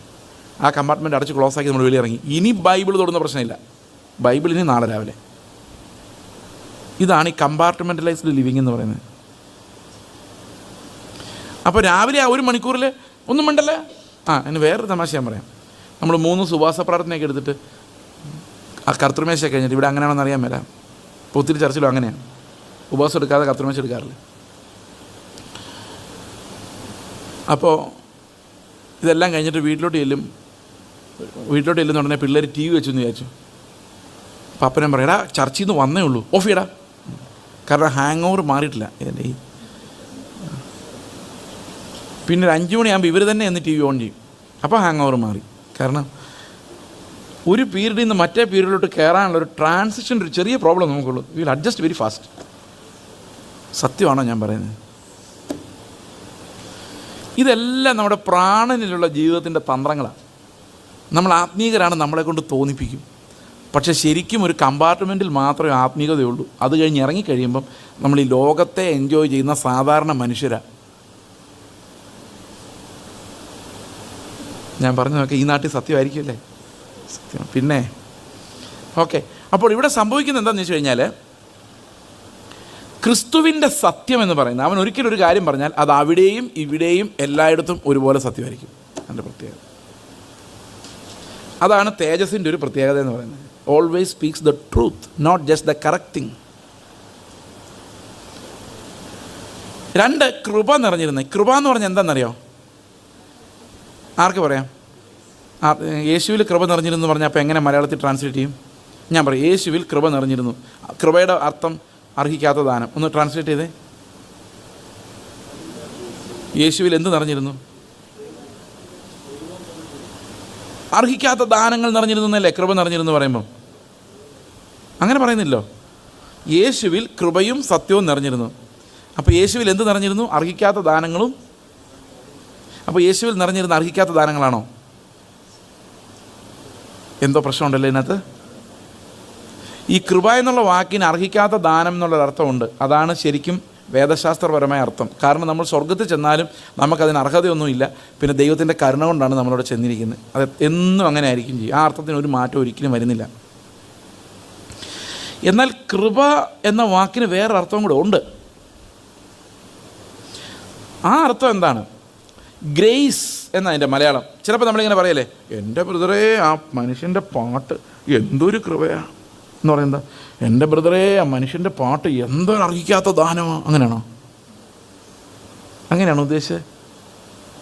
എന്ത് കൃപയുള്ള സംസാരം, എന്തർത്ഥം? എന്തർഹിക്കാത്ത ദാനമുള്ള സംസാരം എന്നാണോ? ആണോ? ആ ആൾ നോക്കി എന്ത് കൃപയാണ് മനുഷ്യന് എന്ന് പറഞ്ഞാൽ എന്താർത്ഥം? എന്തർഹിക്കാത്ത ദാനമാണ്. അങ്ങനെയാണോ? ആ കുട്ടി നടക്കുന്നുണ്ട്, എന്ത് ഗ്രേസ്ഫുള്ളാണ്, എന്ത് ഗ്രേസാ എന്ന് പറഞ്ഞാൽ എന്താർത്ഥം? എന്തൊരു ഗ്രേസാന്ന് പറഞ്ഞാൽ എന്താർത്ഥം? പറഞ്ഞോ, സത്യമോ? അർഹിക്കാത്ത ദാനം അല്ല അവിടുത്തെ അർത്ഥം. എന്താ? എന്തു മനോഹരമെന്നാ. ഈ ഗ്രേസ് എന്ന് പറയുന്നതിൻ്റെ മനോഹരം ഒരു വ്യത്യാസമുണ്ട്. അത് ലോകത്തിൻ്റെ മനോഹരത്വമല്ല, അത് സ്വർഗീയമായൊരു മനോഹരത്വമാണ്, ഒരു ആകർഷകത്വമാണ് ഗ്രേസ്, കൃപ. യേശുവിനൊരു ഭയങ്കര ആകർഷകത്വമുണ്ട്. അപ്പോൾ സ്വർഗത്തിലെ തേജസ്സിനെ ഭൂമിയിലേക്ക് വരുമ്പോൾ അവൻ കൃപയായിട്ടാണ് നമുക്ക് വെളിപ്പെടുത്തിയത്. അതുകൊണ്ട് എന്ത് സംഭവിച്ചെന്ന് വെച്ച് കഴിഞ്ഞാൽ, അവൻ്റെ ജനം മുഴുവൻ ഇവൻ്റെ ഈ കൃപയിലേക്ക് ഭയങ്കരമായി പിതാവിനാൽ ആകർഷിക്കപ്പെടുന്നുണ്ടായിരുന്നു. എന്നാൽ ഈ ആകർഷണം തോന്നാത്ത കണ്ണുകൾക്ക് അവനൊരു സാധാരണ മനുഷ്യനായിരുന്നു, ഒരു പ്രത്യേകതയുമില്ലാത്തൊരു സാധാരണ മനുഷ്യൻ. എന്നാൽ വിളിക്കപ്പെടുന്നവർക്ക് അവൻ ആരായിരുന്നു? ഞങ്ങൾ കണ്ടതൊരു സാധാരണ മനുഷ്യനെ അല്ല, ഞങ്ങൾ കണ്ടത് പിതാവിൽ നിന്ന് ഏകജാതനായവൻ്റെ തേജസ് ആണ് ഞങ്ങൾ അവൻ്റെ കൃപയിലൂടെ കണ്ടതെന്ന്. അപ്പോൾ യേശു ചെയ്യുന്ന എല്ലാ പ്രവൃത്തികൾക്കും ഒരു മനോഹരത്വം ഉണ്ടായിരുന്നു. യേശുവിൻ്റെ വാക്കുകൾക്കൊരു മനോഹരത്വം ഉണ്ടായിരുന്നു. അതുകൊണ്ട് 3 ദിവസം ഒരു ഉറക്കം വിളിച്ച് ആഹാരം കഴിക്കാതിരുന്ന് കർത്താവ് പറയുന്നത് കേട്ടോണ്ടിരുന്ന് അത്ര മനോഹരമായിരുന്നു. ഞാൻ 2 മണിക്കൂർ കൂടുതൽ നീട്ടിയാൽ നിങ്ങൾ കസേര എടുത്ത് അങ്ങോട്ടും ഇങ്ങോട്ടൊക്കെ അനക്കി വയ്ക്കും, ബാഗൊക്കെ എടുക്കും, ബൈബിൾ മടക്കും. അത്ര പറ്റുള്ളൂ എന്നെക്കൊണ്ട്. പക്ഷെ ക്രിസ്തു സംസാരിക്കുമ്പം ഒരു ഭയങ്കര കൃപയുടെ ഒഴുക്കാണ്. എത്ര കേട്ടാലും മതിയാവില്ല. അവൻ്റെ അടുത്തൊരു ശിഷ്യന് എത്ര ഇരുന്നാലും മതിയാവില്ല. അതൊരു കൃപയാണ്. പത്രോസ് പറയാണ്, ആ കൃപയുടെ ഒരു ദർശനം കിട്ടിയപ്പം പറയാണ്, നമുക്ക് ഈ മറുരൂപമല ഇവിടെ നിന്ന് ഇറങ്ങണ്ട, കാരണം നിൻ്റെ തേജസ് ഞങ്ങൾ കണ്ടുകൊണ്ട് ഇവിടെ തന്നെ നമുക്കൊരു കുടിൽ കിട്ടി. നിനക്കും ഏലിയാവിനും മോശയ്ക്ക് ഓരോന്നിരിക്കട്ടെ, ഞങ്ങളിവിടെ എവിടെയെങ്കിലും കിടന്നോളാം, ചുരുണ്ട് കുടിക്കോളാം, പക്ഷേ മലയിൽ നിന്ന് ഇറങ്ങണ്ട, കാരണം അതൊരു ഭയങ്കര അവസ്ഥയാണ്. അപ്പം കർത്താവിൻ്റെ കൃപ, അവൻ്റെ മനോഹരത്വം, ഈ മനോഹരത്വമുള്ള കർത്താവാണ് നമ്മൾ കാണുന്നത്. എന്നിട്ട് കർത്താവ് പറയാണ്, 16 വാക്യം വായിച്ചു നോക്കിയോ, 1:16, യോഹന്നാൻ 1:16, അവൻ്റെ കൃപയുടെ നിറവിൽ നിന്ന്, അവൻ്റെ നിറവിൽ നിന്ന് നമുക്ക് എല്ലാവർക്കും കൃപയുടെ മേൽ കൃപ ലഭിച്ചിരിക്കും. അപ്പോൾ ഈ കൃപയുടെ മേൽ കൃപ എന്ന് പറഞ്ഞാൽ എന്താ? കൃപ വർദ്ധിച്ചുകൊണ്ടിരിക്കുന്നു. ഡ്രോപ്പ് ബൈ ഡ്രോപ്പ് നമ്മൾ വിശ്വാസത്തിൽ ജീവിക്കുന്നതനുസരിച്ച്, നമ്മൾ ക്രിസ്തു നമുക്ക് പകരക്കാരനായി വരുന്നതനുസരിച്ച് എന്ത് സംഭവിക്കും? അവൻ്റെ നിറഞ്ഞ ധനത്തിൽ നിന്ന് നമ്മളിലേക്ക് ആ മനോഹരത്വം വന്നുകൊണ്ടിരിക്കും. നമ്മൾ ആളുകളെ നോക്കുമ്പം, ചിരിക്കുമ്പം, സംസാരിക്കുമ്പോൾ, കെട്ടിപ്പിടിക്കുമ്പോൾ, വർത്തമാനം പറയുമ്പോഴെല്ലാം ആ കർത്താവിൻ്റെ കൃപയുടെ ഒരു നിറവ് അവർക്ക് അനുഭവിക്കാൻ പറ്റും. ഞാൻ പറയുന്നത് മനസ്സിലാകുന്നുണ്ടോ? അതെങ്ങനെ വരുന്നതെന്നറിയോ? ഞാനല്ല, ക്രിസ്തു അത്രേ എന്ന് പറയുമ്പോഴാണ്. അമ്മാവൻ്റെ കാര്യം ഒന്ന് ഓർത്ത് നോക്കി. അമ്മാവനെ ഓർത്തിട്ട് എനിക്ക് വിഷമമില്ല, ആ കൊച്ചിനെ ഓർത്തിട്ട് വിഷമം.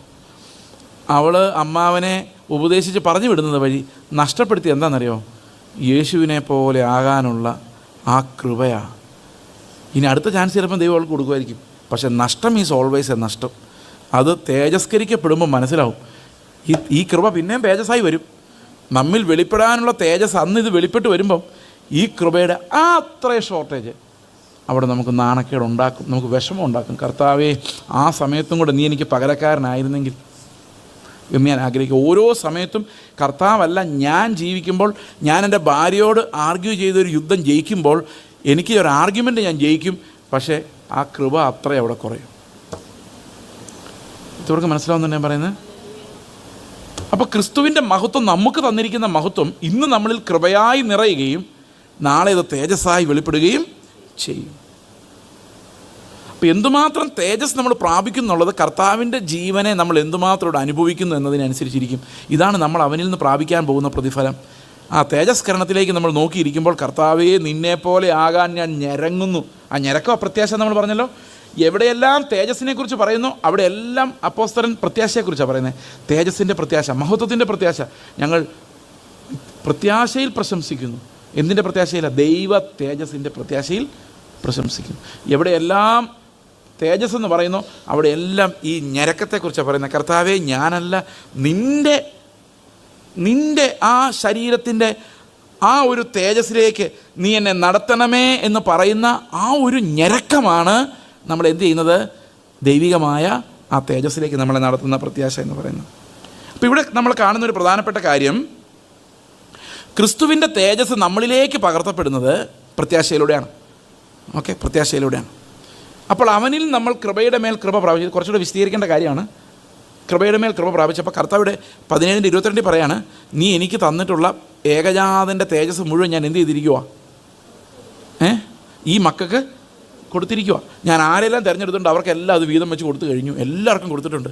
ആർക്കെല്ലാം വേണോ അവർക്കെല്ലാം എടുക്കാൻ തക്കവണ്ണം അവൻ സമ്പന്നനാണ്. ആരെല്ലാം ദൈവത്തോട് ചോദിക്കുന്നു അവരെല്ലാം നിറയ്ക്കാൻ തക്കവണ്ണം കർത്താവ് സമ്പന്നനാണ്. അവൻ വളരെ കഷ്ടപ്പെട്ട് വിയർത്ത് അധ്വാനിച്ച് നമുക്ക് വേണ്ടി ഉണ്ടാക്കിയ ധനം, അതിൻ്റെ പങ്കാളിത്തം നമ്മൾ നിഷേധിക്കുമ്പോൾ നമുക്ക് വലിയ നഷ്ടമാണ് നിത്യതയിൽ ഉണ്ടാകുന്നത്. ഓക്കെ, ഇനി നമുക്ക് ഈ പ്രാർത്ഥനയിലേക്ക് മടങ്ങി വരാം. കർത്താവ് പ്രാർത്ഥിക്കുകയാണ്. അപ്പോൾ ഇവിടെ നമ്മൾ കണ്ടത് കർത്താവിൻ്റെ പ്രാർത്ഥന ആർക്ക് മാത്രം വേണ്ടിയുള്ളതാണ്? 5-ാം അധ്യായത്തിൽ കർത്താവ് പ്രാർത്ഥിക്കുന്ന ഈ ലോകത്തെക്കുറിച്ചല്ല, നിത്യതയെക്കുറിച്ചാണ്. എന്നാൽ അത് കഴിഞ്ഞുള്ള വാക്യങ്ങൾ തൊട്ട് അവസാനം വരെ മഹാപുരോഹിതൻ്റെ പ്രാർത്ഥന മുഴുവൻ എന്തിനു വേണ്ടിയുള്ളതാ? മനുഷ്യർക്ക് വേണ്ടിയുള്ളതാ. അവൻ്റെ പാപം എന്ന് പറഞ്ഞൊരു പരിപാടിയില്ല. അവൻ ഈ യാഗത്തിൽ ഗുണഭോക്താവല്ല. മനസ്സിലാവുന്നുണ്ടോ? യേശു ക്രിസ്തു ഈ യാഗത്തിൽ ഗുണഭോക്താവല്ല. അവനിതിന് ആ യാഗത്തിൻ്റെ ബ്ലെസ്സിങ്സ് അവനുള്ളതല്ല. അവൻ ആർക്ക് വേണ്ടി അത് അർപ്പിക്കുന്നോ അവർക്കുള്ളതാണ് ഈ യാഗത്തിൻ്റെ ബ്ലെസ്സിങ്സ്. അവൻ അവിടെ യാഗമൃഗവും യാഗമർപ്പിക്കുന്ന പുരോഹിതനുമാണ്. അവൻ സ്വന്തം ശരീരത്തെയാണ് യാഗമായി അർപ്പിക്കുന്നത്. അപ്പോൾ കർത്താവ് കരയുന്നത് എങ്ങനെയായിരിക്കും? എന്തായിരിക്കും കരയുന്നത്? എന്നെ മരണത്തിൽ നിന്ന് രക്ഷിക്കണേ എന്നൊരു മഹാപുരോഹിതൻ നിലവിളിക്കുക. നിങ്ങൾ കണ്ടിട്ടുണ്ടോ അച്ഛന്മാർ പള്ളിയിൽ നിന്ന് കുർബാന ഇല്ലെന്ന്? കണ്ടിട്ടുണ്ടോ? ഞങ്ങളുടെ പണ്ട് ഞാൻ ഓർത്തഡോക്സുകാരനായിരുന്നു. അപ്പോൾ ഓർത്തഡോക്സ് പള്ളിയിൽ അച്ഛൻ കുർബാന ചൊല്ലണമെങ്കിൽ എൻ്റെ പേരും കൂടെ ഇടയ്ക്ക് വായിക്കണമെങ്കിൽ 2 രൂപ 50 പൈസ ചാർജ്, കുർബാനയുടെ ചാർജ്. ഇന്ന് 25 രൂപ 50 രൂപയ്ക്ക് ആയിരിക്കും അറിയത്തില്ല, അറിയാമോ? ഞാൻ പണ്ട് ഓർത്തഡോക്സ് പള്ളിയിൽ പോയിക്കൊണ്ടിരുന്നത് 2 രൂപ 50 പൈസ കൊടുത്താൽ അച്ഛൻ കുർബാനയുടെ മധ്യത്തിൽ എൻ്റെ പേരും കൂടെ പറയും ദൈവത്തോട്. അപ്പോൾ പലരുടെ പേരിൽ കുർബാന നടത്താം അല്ലേ? നമ്മൾ മരിച്ചുപോയ ആൾക്കാരുടെ പേര് എഴുതി കൊടുക്കും. അതും ഇടയ്ക്ക് അച്ഛനൊന്ന് പറയും ഇന്നാരുടെ കൊണ്ട്. അപ്പം ഇങ്ങനെ മഹാപുരോഹിതൻ പലർക്ക് വേണ്ടിയാണ് ചെയ്യുന്നത്. പൂജാരി, ടെമ്പിളിലെ പൂജാരി ആയാലും പലർക്ക് വേണ്ടി ചെയ്യുന്നത്. അതിനിടയ്ക്ക് അച്ഛൻ അവസാനം തിരിഞ്ഞ് പാപിയായ എന്നോടും കരുണ കാണിക്കട്ടെ എന്ന് പറഞ്ഞൊരു ഞാൻ മറന്നുപോയി അതൊക്കെ. പാപിയായ എന്നോട് കരുണ കാണിക്കുമാറാകട്ടെ എന്നൊക്കെ പറഞ്ഞൊരു ആശീർവാദമുണ്ട്. അത്രയും എളിമ നമ്മുടെ പാസ്റ്റർമാർക്ക് ഇല്ല എന്നുള്ള വേറൊരു കാര്യം. അപ്പോൾ ഇവിടെ എല്ലാം യാഗം അർപ്പിക്കാൻ, നമ്മൾ യാഗം അർപ്പിക്കുന്നുമില്ല, യാഗം കർത്താവ് ഒരിക്കലായി നമുക്ക് വേണ്ടി അർപ്പിക്കുകയും ചെയ്തു അല്ലേ? അപ്പോൾ ഈ യാഗം അർപ്പിക്കുന്ന പുരോഹിതനെ സംബന്ധിച്ച് അവനും ബലഹീനനാണ്. അതുകൊണ്ട് ബലഹീനനും പാപിയുമാകുന്ന ദാസൻ എന്ന് പുള്ളി പറഞ്ഞിട്ടേ പോകാൻ പറ്റുള്ളൂ. എല്ലാ പുരോഹിതനും അങ്ങനെ തന്നെയാണ്. അപ്പോൾ അതിനകത്ത് പേരെഴുതി പലർക്ക് വേണ്ടി പ്രാർത്ഥിക്കും. അപ്പോൾ യേശു ക്രിസ്തു പ്രാർത്ഥിക്കുന്ന യാഗം അർപ്പിക്കുന്നു, അവൻ്റെ ശരീരത്തെ യാഗം അർപ്പിക്കുമ്പോൾ അതിൽ ആരുടെയെല്ലാം പേരുണ്ട്? ആരുടെയെല്ലാം പേരുണ്ട്? നമ്മൾ ഇത്രയും വായിച്ചുള്ളൂ. യോഹന്നാൻ 17:20 എന്തായിരുന്നു? 9ഉം 20ഉം ഒന്ന് വായിച്ചേ. യോഹന്നാൻ 17:9 പിന്നെ 20. ഞാൻ അവർക്ക് വേണ്ടി അപേക്ഷിക്കുന്നു, ലോകത്തിന് വേണ്ടിയല്ല. നീ എനിക്ക് തന്നിട്ടുള്ളവർ നിനക്കുള്ളവരായതുകൊണ്ട് അവർക്ക് വേണ്ടി അത്ര അപേക്ഷിക്കുന്നത്. മഹാപുരോഹിതൻ പറയുന്ന കേട്ടോ. അപ്പോൾ 11 പേരേ ഉള്ളൂ അവിടെ. 20-ാം വാക്യം വായിച്ചേ. ഇവർക്ക് വേണ്ടി മാത്രമല്ല, ഈ ഇരിക്കുന്ന 11 പേർക്ക് വേണ്ടി മാത്രമല്ല, ഇവരുടെ വചനത്താൽ എന്നിൽ വിശ്വസിപ്പാനിരിക്കുന്നവർക്ക് വേണ്ടി ഞാൻ അപേക്ഷിക്കുന്നു. അപ്പോൾ യേശു ആരുടെയെല്ലാം പേരിൻ്റെ സ്ലിപ്പ് ദൈവത്തിൻ്റെ കൊടുത്തിട്ടുണ്ട്? ആരെല്ലാം വിശ്വസിക്കും അവരുടെ എല്ലാം പേര് ദൈവത്തിന് മുൻകൂട്ടി അറിയാം അല്ലേ? അവരുടെ എല്ലാം പേര് അവിടെ കൊടുത്തിട്ടുണ്ട്. അപ്പോൾ ആ ലിസ്റ്റിൽ എവിടെയോ എവിടെയോ എവിടെയോ എൻ്റെ പേരുണ്ടായിരുന്നു. ഇപ്പം മനസ്സിലായോ പാസ്റ്റർമാർ നിങ്ങളുടെ പുറകെ നിന്ന് മാറാഞ്ഞ എന്താന്ന്? നിങ്ങളിവിടെ ഇരിക്കുന്നത് എന്താണെന്ന് മനസ്സിലായോ? കാരണം കർത്താവ് പ്രാർത്ഥിച്ചിട്ടുണ്ട് ഈ മനുഷ്യനെ രക്ഷപ്പെടുത്തണേന്ന്. കർത്താവ് പ്രാർത്ഥിച്ചാൽ പിതാവ് രക്ഷപ്പെടുത്താതിരിക്കുകയില്ല. ആ രക്ഷപ്പെടുത്താൻ വേണ്ടിയാണ് കർത്താവ് എന്ത് ചെയ്യുന്നത്? ഈ അലറി വിളിച്ച് കരയുന്നത്. അവൻ ഭയപ്പെട്ട മരണം അവൻ്റെ മരണമല്ല, അവൻ മഹാപുരോഹിതനായി പ്രതിനിധീകരിക്കുന്ന എൻ്റെ മരണം ആണ് അവൻ തടയുന്നത്. ആണോ അല്ലയോ? ഇത്രയും പറയുന്നത് മനസ്സിലാവുന്നുണ്ടോ? അത് മതിയോ? അതായത് മഹാപുരോഹിതൻ അവന് വേണ്ടി അല്ല യാഗം അർപ്പിക്കുന്നത്, അതിൻ്റെ ആവശ്യം അവിടെ ഇല്ല. നമ്മൾ അവിടെ നിന്ന് തന്നെ തെളിയിച്ചു. അപ്പം ഞാൻ എന്ന് മഹാപുരോഹിതൻ പറഞ്ഞ് അവൻ്റെ ശരീരത്തെ കീറുമ്പോൾ, യാഗമർപ്പിക്കുമ്പോൾ അതിൻ്റെ ഗുണഭോക്താവ് അവനല്ല. അതിൻ്റെ ഗുണഭോക്താവ് അവൻ ആരുടെയെല്ലാം പേര് പിതാവിൻ്റെ മുമ്പിൽ വെച്ചിട്ടുണ്ടോ അവരാണതിൻ്റെ ഗുണഭോക്താവ്. വേറൊരു ഭാഷയിൽ പറഞ്ഞാൽ ചെയ്സിനെ മരണത്തിൽ നിന്ന് രക്ഷിക്കണമെന്നാണ് അവൻ കരഞ്ഞുകൊണ്ടിരുന്നത്. ഞാനത് ഭാവനയെ കാണാറുണ്ട്. അതെന്തിനാ കർത്താവേ നീ എനിക്ക് വേണ്ടി ഇങ്ങനെ കരഞ്ഞെന്ന് ചോദിച്ചാലേ, എനിക്ക് മനസ്സിലായിട്ടുള്ളൊരു കാര്യം, ദൈവത്തിനൊരു ബലഹീനതയുണ്ട്. ആ ബലഹീനത മനുഷ്യൻ്റെ ബലത്തേക്കാളും വലുതാണ്. പക്ഷേ ആ ബലഹീനത എന്താണെന്നറിയോ? ആർക്ക് പറയാം? അത് എന്നോടുള്ള സ്നേഹമാണ്. എന്നെ ഈസിയായിട്ട് നരകത്തിലോട്ട് വിട്ടിട്ട് വേറെ കുറേ മനുഷ്യരെ സൃഷ്ടിക്കായിരുന്നു അനുസരണമുള്ളതിനെ. പക്ഷേ എന്താ, കർത്താവിന് എന്നോട് ഭയങ്കര ബലഹീനതയാണ്. ഇവനെ രക്ഷിച്ച് അടങ്ങുള്ളൂ, ജീവൻ പോയാലും വേണ്ടില്ല എന്ന് കർത്താവ് തീരുമാനിക്കുകയാണ്. അവൻ അലറി കരയുന്നത് ചെയ്സിനെ രക്ഷിക്കാൻ വേണ്ടിയാണ്. അപ്പം വിചാരിക്കും ഞാനങ്ങ് കരഞ്ഞു. നിങ്ങളൊന്ന് ആലോചിച്ച് നോക്കി, ഞാനൊരു പാപിയായ മനുഷ്യൻ നരകത്തിലേ പോവുള്ളൂ. ഞാൻ കരഞ്ഞ് കരഞ്ഞ് കരഞ്ഞ് കരഞ്ഞ് സ്വർഗത്തിൽ പോകുകയെന്ന് വിചാരിച്ചോ? എന്തുമാത്രം കരയേണ്ടി വരും? പിതാവിന് കരുണ തോന്നുന്നവരെയും കരഞ്ഞ് കരഞ്ഞ് കരഞ്ഞ് കരഞ്ഞ് നിലവിളിച്ച് കർത്താവിനെ സ്വർഗ്ഗത്തിൽ ഭാവിയാ. അത്രയും കരച്ചിൽ നിങ്ങൾ കരഞ്ഞിട്ടുണ്ടോ ജീവിതത്തിൽ? ഉണ്ടോ ഇല്ലയോ? ഉണ്ടോ ഇല്ലയോ? ഇല്ല. നമുക്ക് നരകമെന്ന് പറഞ്ഞാൽ ഇപ്പോൾ ഇവിടെ ഇരിക്കുന്ന പിള്ളേർ പോലും ചിരിക്കുകയുള്ളൂ, കരയിൽ. പണ്ടൊക്കെ പേരൻസ് പിള്ളേരെ പേടിപ്പിക്കാൻ പറയുമായിരുന്നു, യേശുപ്പച്ചൻ നരകത്തിൽ പിടിച്ചിടുമെന്നൊക്കെ. അങ്ങനെയുള്ള മണ്ടത്തരങ്ങളൊന്നും ഇപ്പോൾ ആരും പറയാറുമില്ല. അങ്ങനെ പറഞ്ഞാലും വലിയ കാര്യവുമില്ല, പിള്ളേർക്ക് വലിയ പേടിയുമില്ല. കാരണം നരകത്തേക്കാൾ ഭയങ്കര സാധനങ്ങളാണ് ഇവർ വീഡിയോ ഗെയിമിലൊക്കെ കാണുന്നത്. അതുകൊണ്ട് ഈ വക കാര്യങ്ങളെക്കുറിച്ച് അവർക്ക് വലിയ പേടിയുമില്ല. തന്നിലെ സിനിമയും സീരിയലൊക്കെ കണ്ടുകൊണ്ടിരിക്കുന്നവർക്ക് ഒരിക്കലും ഇതിൻ്റെ ഒന്നും വിലയും മനസ്സിലാവില്ല. നിങ്ങൾ വിചാരിക്കും ഇത് കണ്ടാൽ എന്നാ കുഴപ്പമൊന്നും, കണ്ടാൽ കുഴപ്പമേ ഉള്ളൂ. ആണ് എൻ്റെ പ്രശ്നം. വല്ലപ്പോഴും നെത്തി നോക്കി എന്തെങ്കിലും പ്രോബ്ലം ഉണ്ടെന്നുള്ളതല്ല ഞാൻ പറഞ്ഞു വരുന്നത്, പാപമാണെന്നും അല്ല. പക്ഷെ കണ്ടാലുള്ള പ്രോബ്ലം നമുക്ക് ഈ ലോകത്തിൽ മനുഷ്യൻ്റെ സഫറിങ് എല്ലാം ഒരു ഡ്രാമ പോലെ തോന്നുള്ളൂ. ഞാനൊരു ദിവസം ഇങ്ങനെ നോക്കിയിരിക്കുകയാണ്, ചെറുപ്പത്തിലേട്ടോ. ഒരു ജീപ്പ്, ഞങ്ങൾ ഹൈറേഞ്ചിലാണ്, മുകളിലത്തെ റോഡിൽ നിന്ന് താഴത്തെ റോഡിലോട്ട് വന്ന് 2-3 കാരണം പറഞ്ഞ് താഴെ വീണു. അതിനകത്ത് ഒരു 5-6 പേരായിരുന്നു, കല്യാണ പാർട്ടിയായിരുന്നു. എനിക്കൊന്നും തോന്നില്ല, ഞാനിങ്ങനെ നോക്കിയിരിക്കുക, ഒരു വിഷമവും ഇല്ല, ഓടിച്ചിടണമെന്നൊന്നും തോന്നില്ല. അപ്പോഴെനിക്ക് മനസ്സിലായത്, ഇത് ഞാൻ ഒത്തിരി പ്രാവശ്യം കണ്ടിട്ടുണ്ട് സിനിമയിലും ടി വിയിലുമൊക്കെ. പിന്നെ എന്ത് ഫീലിങ്. അന്ന് എനിക്ക് അത്രയും വിവരമില്ലായിരുന്നു. ഒരു ദിവസം ഞങ്ങളുടെ ചർച്ചിൻ്റെ മുമ്പിൽ, അടിമാലി ഏജ് ചർച്ചിൻ്റെ മുമ്പിൽ നിൽക്കുമ്പം അതിൻ്റെ മുകളിൽ നിന്ന്, അതിൻ്റെ റോഡിൻ്റെ മുകളിൽ നിന്ന് പറഞ്ഞാൽ താഴോട്ട് വന്നിരിക്കുന്ന ഒരു ജീപ്പ്. അതിനാർക്കും ഒന്നും പറ്റിയില്ല. പക്ഷെ ഇത് വീഴുമ്പോഴും ഒരു സിനിമ കാണുന്ന രസമേ ഉള്ളൂ. കാരണം ഇതിനകത്ത് സഫർ ചെയ്യുന്നവൻ്റെ വേദനയിലോട്ട് നമ്മൾ പോകുന്നില്ല, ഇത് ആ റിയാലിറ്റിയിലോട്ട് വരുന്നില്ല. ഈ സ്ക്രീനിൻ്റെ ലൈഫിൻ്റെ ആ ഒരു പ്രത്യേകത അത്, അതിനകത്ത് ഇമോഷൻസ് എല്ലാം വ്യാജമാണ്. ഇപ്പം ഞാൻ സന്ദർഭവശാൽ ഇത് പറഞ്ഞു എന്ന് മാത്രമേ ഉള്ളൂ. ഇന്ന് നരകമെന്ന് പറഞ്ഞാലൊന്നും ഒരു കൊച്ചും പേടിക്കില്ല, അവർ ചിരിക്കുകയുള്ളൂ. അതുകൊണ്ട് നമ്മളതൊട്ട് ഉപയോഗിക്കാറുമില്ല, നമുക്കും പേടിയില്ല. അതേസമയത്ത് ഡോക്ടർ ഒന്ന് ബയോപ്സി എടുത്ത് നോക്കാം എന്ന് പറയുമ്പം കിടും.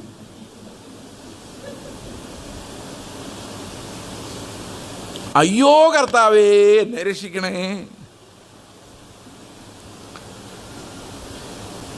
ഞങ്ങളുടെ ഒരു ദിവസം ഡോക്ടർ പറഞ്ഞു,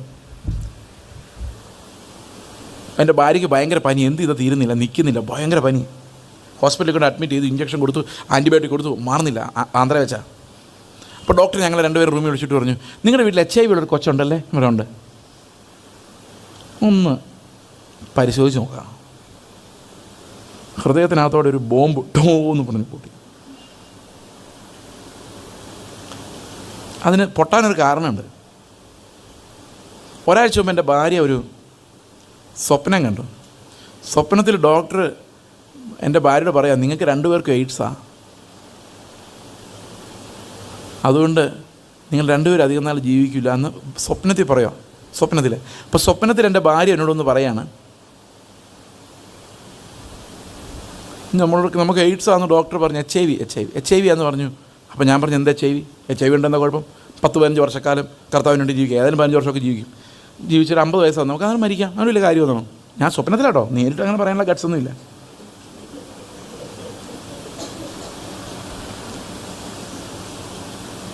അപ്പോൾ തന്നെയല്ല ഈ 15 വർഷമൊക്കെ വേറൊരു തമാശ കണ്ട ഞാൻ പറയാം ഇതുമായിട്ട് ബന്ധപ്പെട്ട്. അന്ന് H1N1 എന്നും പറഞ്ഞൊരു പനി പടർന്നൊരു സമയം ഉണ്ടായിരുന്നു ആദ്യമായിട്ടാണ്. രണ്ടാമത് വരുമ്പോൾ അത്രയും പേടിയില്ല, ആദ്യം വരുമ്പോഴാണ് പേടി. എന്താ സാധനം എന്നറിയാൻ പറ്റും. അന്ന് എനിക്ക് നോർത്ത് ഇന്ത്യയിൽ ഈ ഏറ്റവും കൂടുതൽ അത് ബാധിച്ചത് മഹാരാഷ്ട്രയാണ് അന്ന് ബാധിച്ചത്, എൻ്റെ ഓർമ്മ ശരിയാണെങ്കിൽ. നാഗ്പൂരിലൊക്കെ ഒത്തിരി പേര് മരിച്ചത്. അപ്പം എനിക്കന്ന് നോർത്ത് ഇന്ത്യയിലോട്ട് കുറേ യാത്രകളുണ്ട് ഈ നാഗ്പൂർ വഴി. അപ്പം ന്യായമായും മരണഭയം ഇടയ്ക്ക് വരും. അപ്പം ഞാൻ എൻ്റെ അമേരിക്കയിലൊരു സുഹൃത്തിനോട്, വിശ്വാസിയല്ല, ഞങ്ങൾ ഒന്നിച്ച് പഠിച്ചതാണ്, അപ്പം ചാറ്റ് ചെയ്തുകൊണ്ടിരിക്കുമ്പം പുള്ളിയോട് ഞാൻ ചോദിച്ചു, ഈ മാസ്ക് ഉണ്ടല്ലോ നമ്മുടെ H1N1 പനി തടയുന്ന, വൈറസിനെ തടയുന്ന ഒരു N95 എന്ന് പറഞ്ഞൊരു മാസ്ക് ഉണ്ട്, അതിനെക്കുറിച്ച് വല്ല ഐഡിയ ഉണ്ടോ എന്ന് ചോദിച്ചു. അന്നേരം പുള്ളി പറഞ്ഞു, എന്തിനാ, വാങ്ങിക്കാനാണോ? ഞാൻ പറഞ്ഞു അതെ. എന്തിനാ വാങ്ങിക്കുന്നത്? അല്ല, ഞാൻ പറഞ്ഞു H1N1 ഇവിടെ എല്ലാം ആകെ പടർന്ന് പിടിച്ചിട്ടുണ്ട്, അത് രക്ഷപ്പെടാൻ വേണ്ടിയാണ്. അപ്പോൾ പുള്ളി പറഞ്ഞു, എൻ്റെ ചേസ് H1N1 വന്ന് മരിക്കുന്നത് ഒരു വർഷം ഇന്ത്യ മഹാരാജ്യത്തെ 50 പേര്,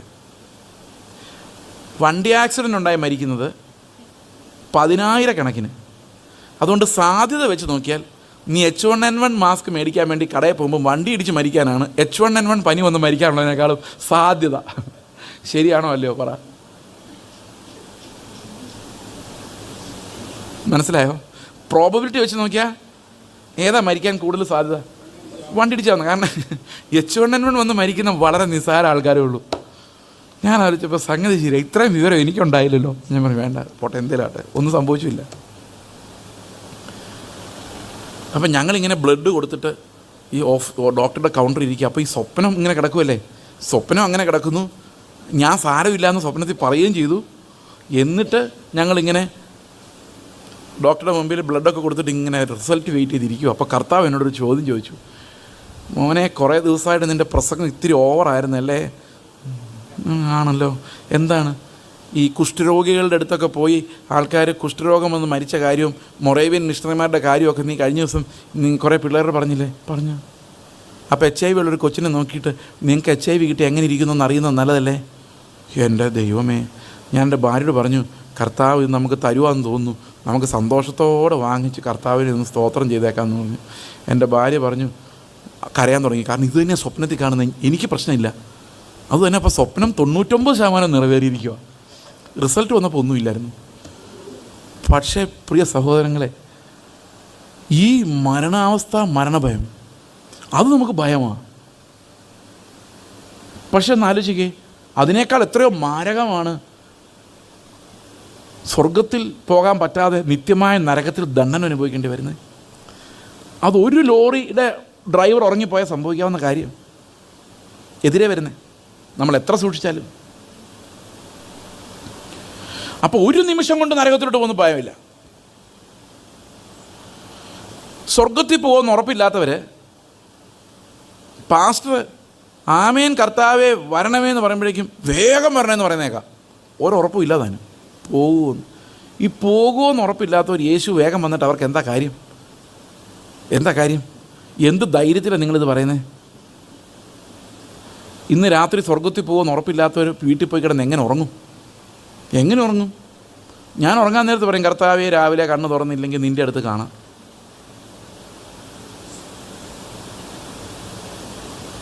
കഴിഞ്ഞ ദിവസം പ്രസംഗം കേട്ടൊരു കഴിഞ്ഞ മാസം പ്രസംഗം കേട്ടൊരു സഹോദരി സൗദി അറേബ്യയിൽ നിന്ന് വിളിച്ചു, ഫോൺ ചെയ്തു. ഈ സഹോദരി ഭയങ്കര റാഡിക്കൽ ക്രിസ്ത്യനാണ്, ഒറ്റയ്ക്കാണ് വിശ്വാസത്തിൽ, ഹിന്ദുക്കളാണ് ബാക്കി എല്ലാവരും. പുള്ളിക്കാരി അറബി പഠിച്ചിട്ട് സൗദി അറേബ്യയിൽ അറബിയരോട് സുവിശേഷം പറയുക. ഞാൻ പറഞ്ഞു ഏത് സമയത്തകത്ത് പോകട്ടോ, കാരണം ഒരു പരാതി എഴുതി കൊടുത്താൽ മതി, ഒരു പരാതി എഴുതി കൊടുത്താൽ മതി, സത്യമാവണമെന്ന് പോലും ഇല്ല, അവർ അന്വേഷിക്കത്തു പോലും ഇല്ല, പിടിച്ച് അകത്തോട്ട് ഇടുകയുള്ളൂ. പുള്ളിക്കാരി പറഞ്ഞ റിപ്ലൈ ഇത്രയേ ഉള്ളൂ, ഞാനിത് മുന്നിൽ കണ്ടോണ്ടാണ് ഇത് ചെയ്യുന്നത്, എനിക്ക് പറയാതിരിക്കാൻ പറ്റില്ല, കൂടി വന്നാൽ എന്നെ പിടിക്കും, പൗലോസ് കിടന്ന പോലെ അകത്ത് കിടക്കും, ഞാൻ ദൈവത്തിന് നന്ദി മാത്രമേ പറയുള്ളൂ. ഇത് നമുക്ക് മനസ്സിലാകാത്ത, നമ്മുടെ ഇന്നത്തെ സഭകൾക്ക് മനസ്സിലാകാത്ത ഒരു തലത്തിലുള്ള കമ്മിറ്റ്മെൻറ്റ്. അവരൊരു പാസ്റ്ററും ജീവിതത്തിൽ കണ്ടിട്ടുള്ളൊരു സഭയിലും പോയിട്ടില്ല ദൈവത്തിൻ്റെ കൃപയാൽ. പോയായിരുന്നെങ്കിൽ വിവേകത്തിൻ്റെ പാഠം പഠിപ്പിച്ചേനെ. സൂക്ഷിക്കണം. ദൈവത്തിൻ്റെ കൃപയാൽ ഞാൻ സംസാരിച്ചപ്പോൾ എൻ്റെ വായിന്ന് അങ്ങനെ വന്നില്ല. വന്നായിരുന്നെങ്കിൽ അതോടെ ആ ഫോൺ കട്ടായിപ്പോയി. കാരണം അങ്ങനെയുള്ള പിള്ളേരെ മെൻറ്റർ ചെയ്യാനൊന്നും സഭകൾക്ക് പറ്റിയില്ല. അങ്ങനെയുള്ള ഒരു റാഡിക്കൽ ലവ് ഫോർ ക്രൈസ്റ്റ് ഇന്നത്തെ സഭകൾ പ്രതീക്ഷിക്കുന്നില്ല, ആഗ്രഹിക്കുന്നില്ല.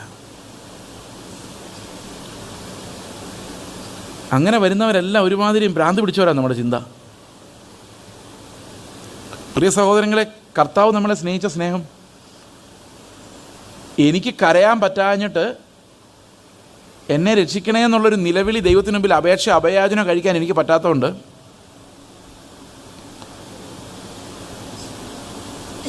അഭയാചന എനിക്ക് കഴിയാൻ പറ്റാത്തതുകൊണ്ട് അതും കൂടെ ഈ മഹാപുരോഹിതനാണ് ചെയ്യുന്നത് എനിക്ക് വേണ്ടി. ഈ മഹാപുരോഹിതനാണ് കിടന്ന് നിലവിളിക്കുന്ന, കർത്താവെ ചേസിനെ രക്ഷിക്കണം. അപ്പോഴും ഞാനിവിടെ പുട്ടുപടിച്ച് നടക്കുക. അവൻ്റെ കരച്ചിൽ പിതാവിൻ്റെ സന്നിധിയിലെത്തുമ്പം പിതാവ് പറയാണ്, ഓ ഇവനോടൊരു കരുണയും കാണിക്കാൻ കൊള്ളുകയില്ല, എന്നാലും എൻ്റെ മകൻ അവന് വേണ്ടി ഇങ്ങനെ കിടന്ന് കരയുവാണല്ലോ, അവനെ രക്ഷിച്ചേക്കാം. ഭയഭക്തിയോടെ നിലവിളിച്ച് അവൻ നമുക്ക് പകരം നമ്മൾ ചെയ്യേണ്ടതെല്ലാം ചെയ്തു.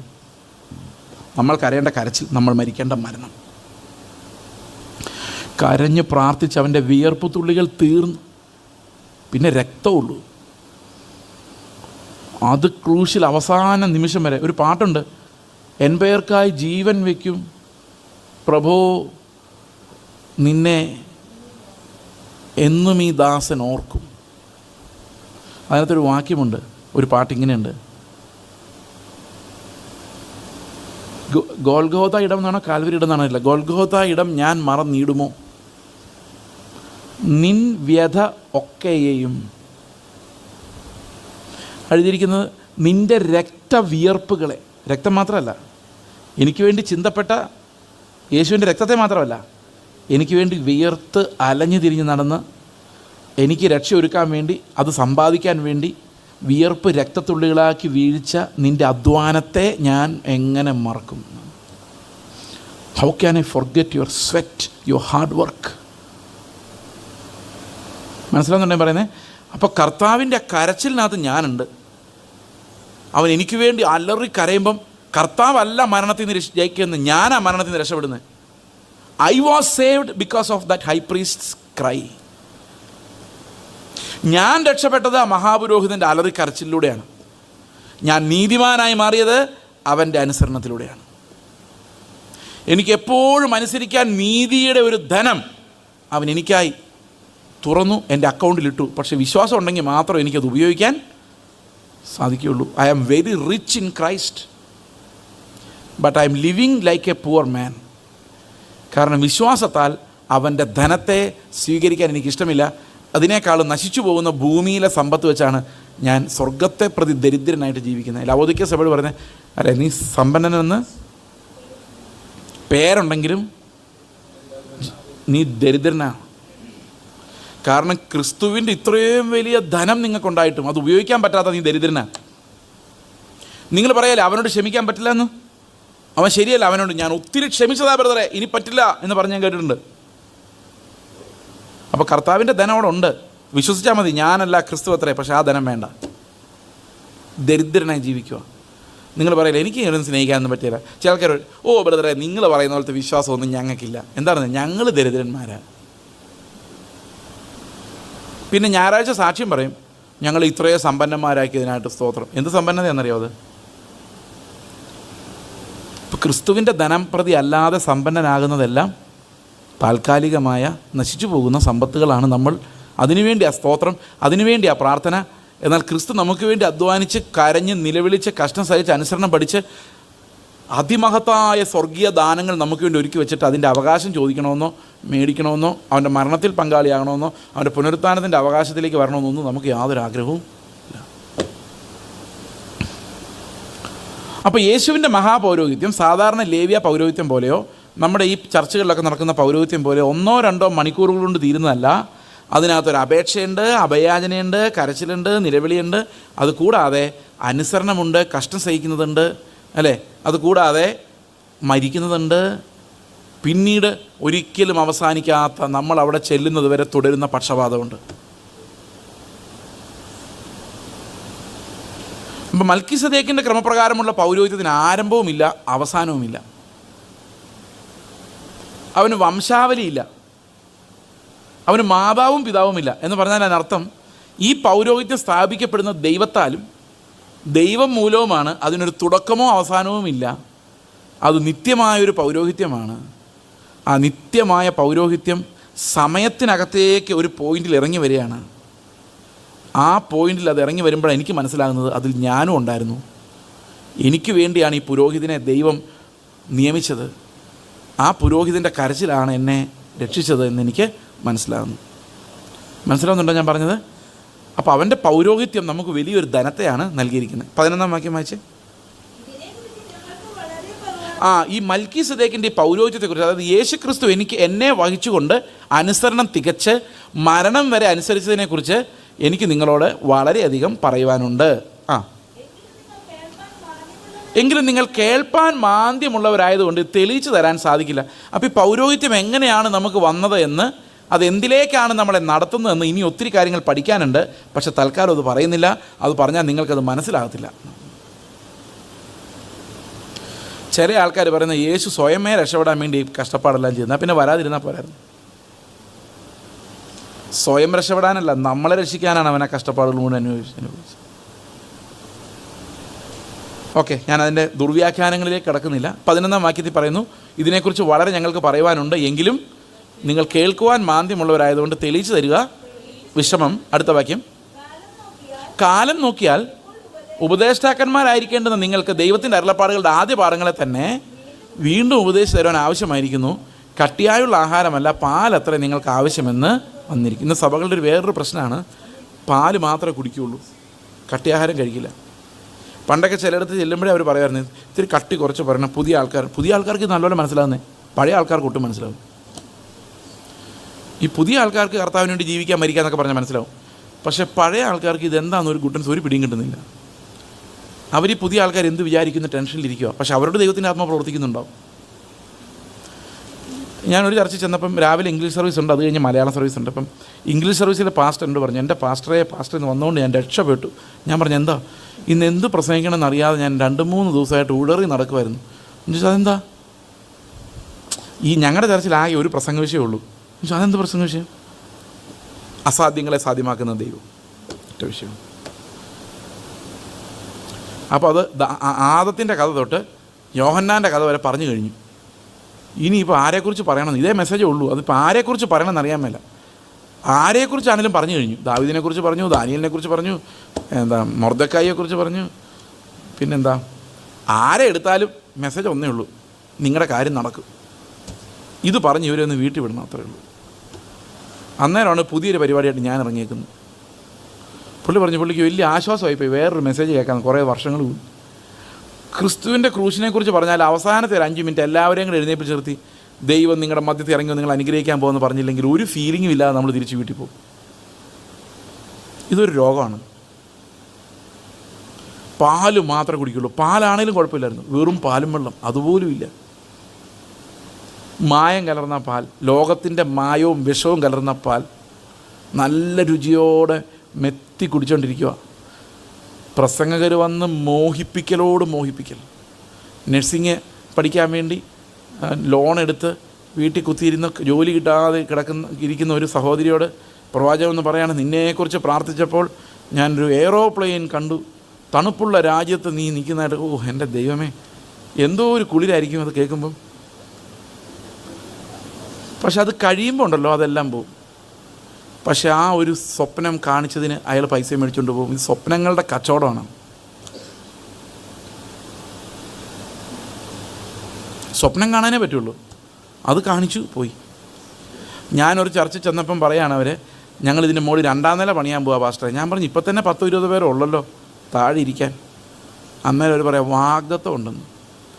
ഞാൻ പറഞ്ഞു, എത്ര അധ്യായം, എത്ര വാക്യം? ഈ വാഗ്ദത്തം ആർക്കും വേണ്ട, എഴുതി തന്നിരിക്കുന്ന വാഗ്ദത്തം ആർക്കും വേണ്ട. എൻ്റെ പ്രിയ സഹോദരങ്ങളെ, മോഹങ്ങൾ വർദ്ധിക്കുമാർ വരുന്തോറും, നമ്മൾ അതിനുവേണ്ടി ഓടുന്തോറും നമുക്ക് കർത്താവിൻ്റെ വചനത്തിൻ്റെ മർമ്മങ്ങൾ എന്താണെന്ന് മനസ്സിലാക്കാൻ പറ്റാത്തൊരവസ്ഥയിലേക്കും പാല് കുടിക്കുന്ന ശൈശവാവസ്ഥയിലേക്കും നമ്മൾ പോകുന്നത്. നമുക്കെപ്പോഴും ആശ്വസിപ്പിക്കുന്ന വചനം വേണം. ഒരാശ്വാസത്തിൻ്റെ വചനത്തിന് വേണ്ടി ഇങ്ങനെ നടക്കുക. അടുത്ത വാക്യം. പാൽ കുടിക്കുന്നവനെല്ലാം നീതിയുടെ വചനത്തിൽ പരിചയമില്ലാത്തവൻ അത്ര. അപ്പം 3ാമത്തെ ഫൗണ്ടേഷനിലേക്ക് നമ്മൾ വന്നിരിക്കുകയാണ്, നീതിയുടെ വചനത്തിൽ പരിചയമില്ലാത്തവൻ. അപ്പോൾ എന്താണ് ഈ നീതിയുടെ വചനം എന്ന് നമ്മൾ മനസ്സിലാക്കണം. അതിന്ന് പറഞ്ഞു തീരില്ല, അതുകൊണ്ട് നമുക്ക് തൽക്കാലം മുമ്പോട്ട് പോകാം. അടുത്ത വാക്യം. അവൻ ശിശുവല്ലോ. അപ്പോൾ നീതിയുടെ വചനത്തിൽ പരിചയമില്ലാത്തവൻ ശിശുവാണ്. അപ്പോൾ ശൈശവാവസ്ഥയിൽ നിന്ന് രക്ഷപ്പെടണമെങ്കിൽ നമുക്കെന്ത് വേണം?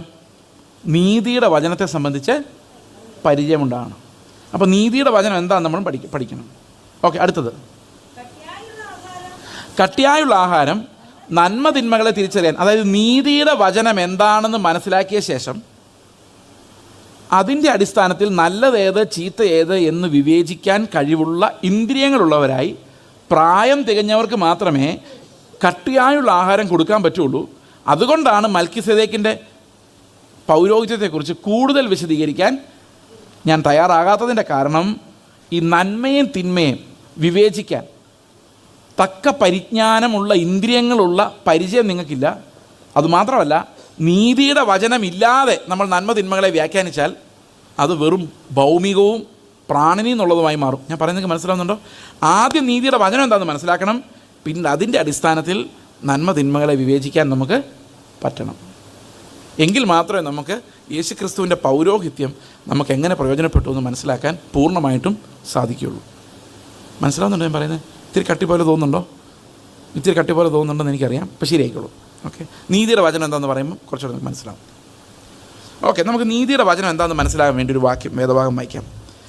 റോമാലേഖനം 9-ാം അധ്യായത്തിൻ്റെ 30 മുതൽ വായിക്കാം. റോമാലേഖനം 9-ാം അധ്യായത്തിൻ്റെ 30 മുതൽ.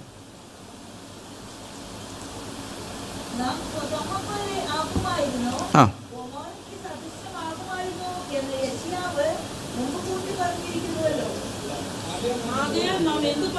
ആ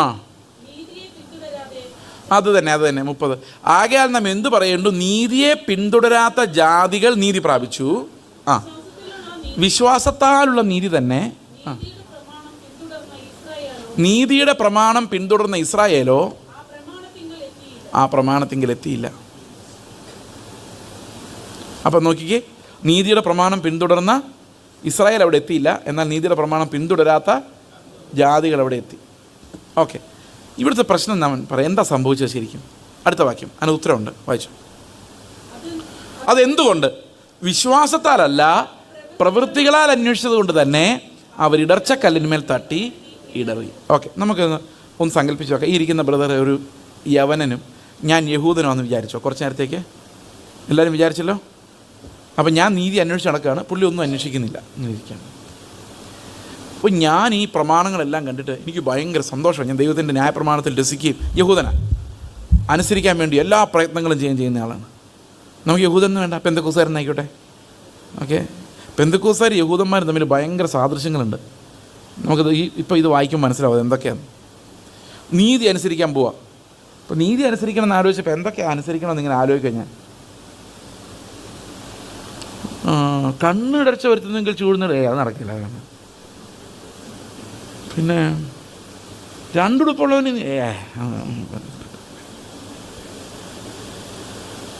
പിന്നെ കല്യാണം വിളിക്കുമ്പോൾ നാട്ടുകാർ ശേ അത് ശരിയാവില്ല, നമ്മുടെ ആൾക്കാരെല്ലാം കുറ്റം പറയാൻ വേണ്ട. ശത്രുക്കളെ സ്നേഹിച്ചാലോ അതിന് മാന്തുന്നവൻ അവൻ മാന്തിക്കോട്ടെ എന്ന് വിചാരിച്ചാൽ എൻ്റെ പുറമെ പോയാൽ അതും പറ്റില്ല. പുതപ്പെടുക്കുന്നവൻ ഉടുപ്പ് കൊടുക്കണം, എൻ്റെ ദൈവമേ. അപ്പം ഇന്നിപ്പം പുതപ്പ് ഉടുപ്പൊന്നും വലിയ കാര്യമല്ല. അപ്പം ഇങ്ങനെ വിചാരിക്കാം, മൊബൈൽ ഫോൺ അടിച്ചുകൊണ്ട് പോയവനോട് പറയാം, മോനെ എൻ്റെ ചാർജർ ഇതും കൂടെ കൊണ്ടുപോക്കുമെന്ന് ഇതൊന്നും അനുസരിക്കാൻ നടക്കുന്ന കാര്യമല്ല. പിന്നെ എങ്ങനെ നീതിമാനാകാം? ഐഡിയ. ജയിക്കുന്നവൻ വെള്ള വസ്ത്രം ധരിക്കുമെന്ന് ബൈബിളിലുണ്ട്. വെള്ള വസ്ത്രം ഇട്ടേക്കാം. 50 കിലോ പൊക്കി. യവനെ നോക്കുക, ആ മൈൻഡ് ചെയ്യുന്നില്ല. അവൻ ഇതിന് അപ്പുറത്തെ വെള്ള വസ്ത്രം കണ്ടിട്ടുള്ളവരാണ്. No mind. ഒരു സമാധാനം കിട്ടുന്നില്ല, പോരാ. കാരണം കർത്താവ് പറഞ്ഞൊന്നും അനുസരിക്കുന്നില്ല. നിങ്ങളുടെ പിതാവ് സൽഗുണപൂർണ്ണനായിരിക്കുന്ന പോലെ നിങ്ങൾ എങ്ങനെ നടക്കുന്ന കാര്യമൊന്ന്. സഹോദരനെ നിസ്സാരാന്ന് വിളിച്ചാൽ ഞാനല്ലാതെ ബാക്കിയെല്ലാം നിസ്സാരന്മാരായിട്ട് എനിക്ക് തോന്നുന്നു. അപ്പം അങ്ങോട്ട് വായിക്കേണ്ട, അത് നോക്കാൻ വേണ്ട. എന്നാൽ പിന്നെ ഒരു കാര്യം കൂടെ ചെയ്തേക്കാം, ക്ലീൻ ഷേവ് ചെയ്തേക്കാം. മണവാട്ടിയാണല്ലോ, എന്തായാലും മണവാട്ടിക്ക് മീശയില്ല.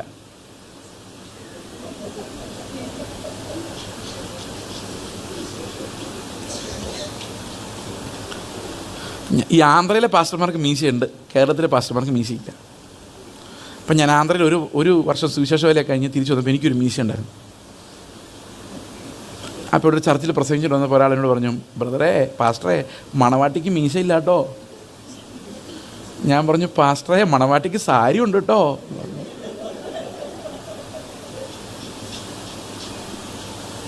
അപ്പോൾ ഒരു നീതി നമ്മൾ സ്ഥാപിച്ചു.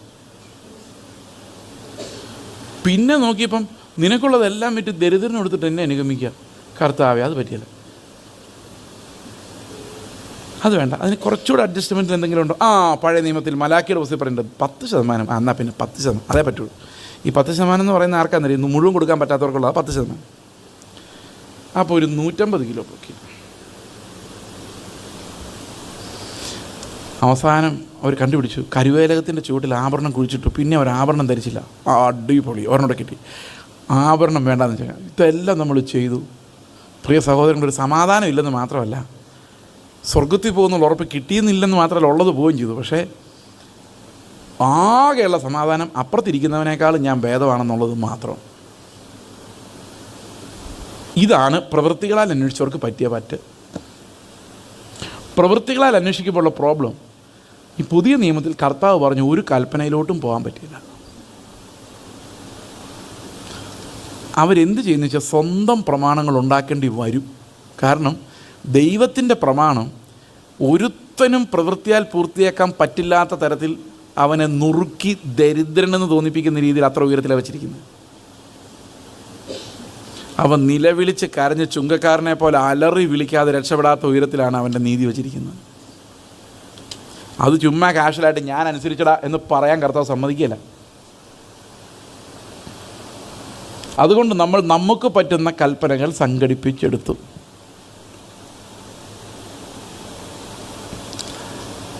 അതുകൊണ്ട് എന്തു പറ്റി? ഞാനപ്പോൾ 250 കിലോ പൊക്കി ഇങ്ങനെ നിൽക്കുകയാണ്.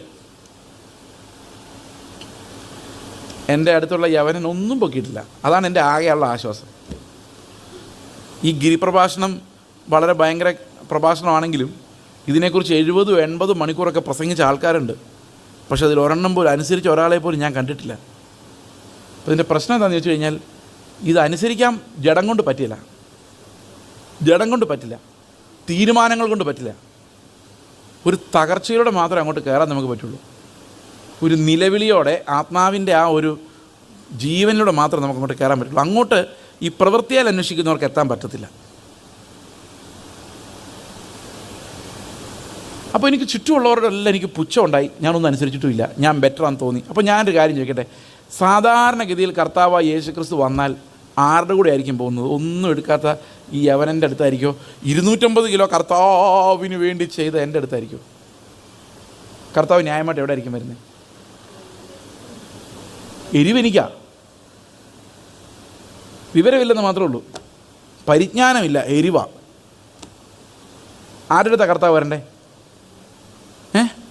എൻ്റെ അടുത്തല്ലേ വരണ്ടേ? അപ്പോൾ എൻ്റെ അടുത്ത് വരാതെ പാവികളുടെ അടുത്തും 1 കിലോ പോലും എടുക്കാത്തവൻ്റെ അടുത്തും കർത്താവ് പോയി എനിക്ക് സഹിക്കാൻ പറ്റുമോ?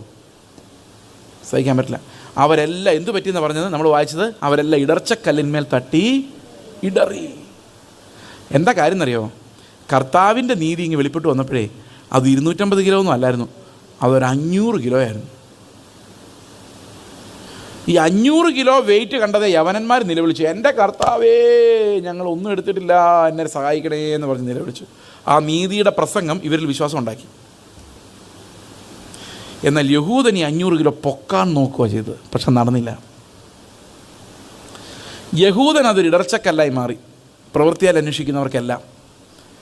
എന്നാൽ വിശ്വാസത്താൽ അന്വേഷിക്കുന്നവരെല്ലാം ലജ്ജിച്ചു പോകാതിരിക്കാൻ അവർക്കത് രക്ഷയ്ക്ക് കാരണമായി തീർന്നു.